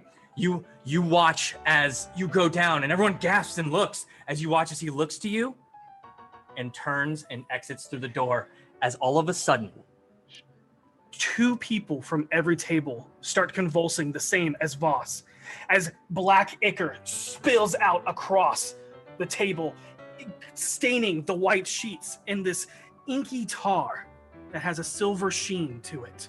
Oh no. You watch their bodies start to convulse and tear as their skin begins to fold in over itself. They scream out in pain as you watch horns rip their way out of their heads. You watch as watches the arm quivers and the skin breaks and twists and grows a tentacle as barnacles start to grow off the side of the face. This inky silver fluid looks like what I took from the altar, doesn't it? Yep, it definitely looks like the black, silvery, like milkish type stuff. I look up at the Castellaners and they don't look surprised at all, do they? Make an insight check. V takes a second, looks at her own drink, like, just checking parts of her body. Thacia is... Natural 20, 25. Okay. What you see is heartbreak. You notice that they expected this, but they don't want it. Almost like their hand is forced. Like maybe their child is kidnapped or something. Thacia grabs Gariel's hand. Come with me. No, you go. I got this, darling. You need to go after that man. Go. I know. And So she takes off in the direction of that guarded room. Can Voss get up? Can V notice that she do that and follow her? Yep. And as you do this, Yeah. Renier goes, go. I got this. Go. Okay. All right. You see Yep. Take Mert stuff after get up Thacia. What's and Voss's look at- situation? Voss is, I don't know. His performance was really good. All right, so we'll maybe never he play missed the- everything. So I slapped him. I'm like, dude, no need to perform. Gotta go. I get up and follow as I unsuccessful poisoned myself. Wait, but holy shit, the timing. Yeah, Yeah. and then That was impeccable timing. Boss. I'm mad I wasted assassin. No, but you did. All right. But here's the thing: you didn't though, because he thinks you're dead. He Awesome. 100%. He turned. He looked at you. He was like, "Oh, good, it's working." He doesn't know you're alive. If you show up, it's gonna be fucking scary. I'm assuming that Fine. none of us Is or our that date we don't look suspicious because someone in our group also was poisoned. Were there two Whatever people the at case. were hold there on. two people Yeah, at guys, Ross let's and I's comment down. table? I was gonna say there's 2 people from every table. Right. None of you or your dates were affected. Okay. You see Mert join side by side with Renair and Gariel as they begin to hold off. And Mert looks at the Castellanters and goes, "Don't you fucking even think about going anywhere. Your asses are mine. You lot, get out and chase down that fucker." Seisha stops for a second, runs back to Gariel, reaches down to the slit in her dress, grabs a dagger, and takes off after the doctor. Okay. You see Gariel Go toss for a it. dagger Go to after it. Renair, as Renair has a steak knife in the other hand. Wait, hey, Mert. Eyelash, what do you want? There's a chaos brewing. Wait, okay, I'm sorry. Out of thing. Okay, yeah. He's the one who had the thing that has the weapons, right? No. That's no. Maloon. That's Maloon. That's Maloon, fuck! He's outside. I get Mert and Maloon's names confused all the No, time. I'm gonna run after this doctor. Those Fuck. are- Never after mind. him. I just run after with Okay. my bare fists. I'm ready to fight. Seisha, as you start to make your way towards The doctor. the door, you see something catch your eye through both windows leading down into the courtyard, What do I see? making basically running. What do I see? The doctor. You see the doctor. I am heading after his ass. Okay. That is to know that V and Harold would know this. The guarded door leads into the house, the non-public area, but you can easily take the other exit to chase after him. As I pivot to go that way, BFGs! I run on top. I run to Seisha. And I'm just tearing ass out that door. I'm running as fast as I can. Oh, Is that Same. faster than I'm gonna before I leave, as I'm like running, I pause. I turn to look at the Castellanters. I go, and my name was never Bill, assholes. And then I'm gonna keep running. You see them just even more heartbreak as they don't. Fuck them. Yeah. I don't care. I told you they were too nice! Man, oh god, Harold's so destroyed right now. That's the net. Like every person in his past has betrayed him now. Holy shit! All right, let's keep And- going. And as Yeah, I'm assuming, sure. is everybody following? Blaven, what are you doing? Yeah. Oh yeah. I'm following. Okay. Best you can. And as you all make If your we way out, happen to go by any tables that have the signature sheet from the auction, I'm happy to grab some of those on my way out. But You're not. It's on the other side. Yeah. oh, I know. You all run out. You start chasing through the streets, and you start making your way southeast. And as you do, a carriage pulls up next to you. We'll get in. And I'm gonna fling the door open so everybody can get inside. They should jump hop on the in. balloon. As you jump Actually, on, no. Seisha summons Bernie and jumps on. I'm going to reach in and pull out your sword and hand it to you. Grab it as I'm And riding take past. your shield and hand it to you. Grab Thanks. it as I'm riding past. Oh no, And, her. yeah, and not I'll me. hand and then I'll hand your shield. I'm basically going to give You're everybody. gonna arm me. Yep. Yeah. So you start arming everybody. Everybody seems crowded into this one carriage, hanging on as you start making, and Seisha riding on Bernie, as you start making your way southeast. And you actually watch as you take off and you're trying to catch him, and you watch as he actually begins to take flight and move at extreme speed. how far You're away? having, How fast is he moving? he's moving 150 feet around. Holy flying? shit. He is moving fast. Bernie But can fly. you're- I'm going 120 following him because Bernie's movement is 60. Yep, okay, Oh, so you are able to die. keep eyes on him, Yeah. You're not going to leave, but there is no way that you're going to be able to catch him. Right. And we'll say, just as you're keeping your eyes on him, you see something large start to appear over the horizon, getting closer and closer as you recognize the God Catcher. And that is where we're going to end tonight's session. One thing, I want to make note of what he's wearing specifically. Okay. He is wearing all blacks. Oh no, I just need an image of something he's wearing because his spectacles would probably be the most identifiable thing. Yep. Yeah. They're very round and have a silver sheen to them. Okay. And they cover the sides and wrap around the ear. Okay. But yes, as you race your way towards the God Catcher, one of the Titan statues of Waterdeep. That is where we are. Why are we specifying that, guys? No reason. That's the like armored with the giant shield guy. No, that's the one that's buried halfway in the ground, With his reaching up. hand God Catcher's the one With the hand up, with the hand up. Okay. Yep. Yes, pure chaos. Like we said, tonight was going to be chaos with all the stuff that is happening. One other person that you saw join in the foray was the thespian. Nice. Yeah. Yeah, he did. Yeah, he did. I am irritated that I didn't get my dance with Jarlaxle, though. There was probably a time where you two... Oh, not at y'all, just at the situation. Yeah. It was not probably a time where you hands and moved on to the next partner in the corral, Okay. but not a private dance. Yeah. And Jamie that is just how wanted he to was be able to say to I've danced with Jarlaxle. And that is how he was able to dance with everyone that wanted to dance with him.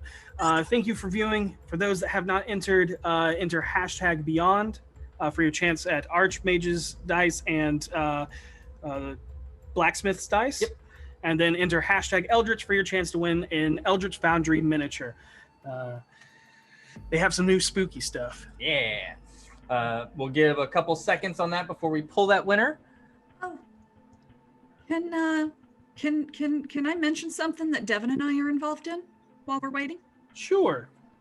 Every Saturday at 3 p.m. Eastern Standard Time on the Thread Raiders Twitch channel, Devin and I and D&D Jordan Lee from chat are involved in a stream of Icewind Dale, Rime of the Frost Maiden.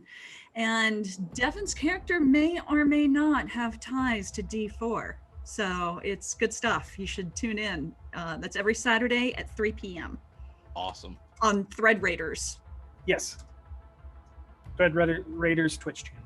Yes. It's good stuff. Thank you for joining us, Dave. Your sassiness is always appreciated. Always a pleasure. Is he still with us? Is he going to be with us next week? Yes, he is still with us. Awesome. Hell yeah. Makes me so happy. Unfortunately. Me too, man. You know you love it. It's so good. The banter between you two is so good. I love it. I'm sorry, I never heard your total rolls for the bitchy rumors. Oh, I got I think it was a 16 or a 17. I don't remember which one it was.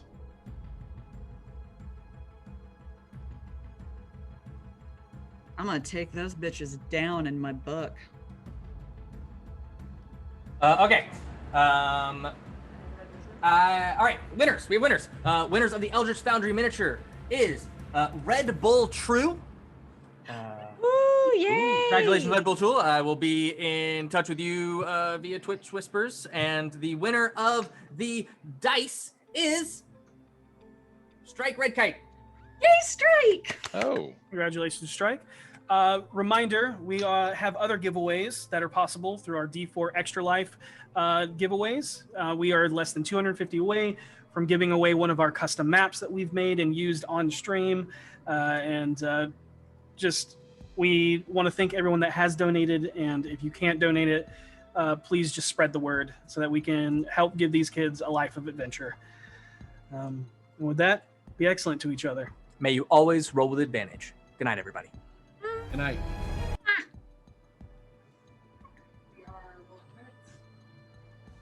Are we silenced? Are we muted? Okay. Are we? Okay. I'm exhausted. I gotta go. Oh my I'll talk God. to you guys later, though. Later, Okay. Katie. Bye, sweetie. Thanks Night. for having me Oh, along. they can still hear Yes, us. thank you, Dave. I Good knew night, it. They everyone. can still hear us. I knew it. They can? Yep.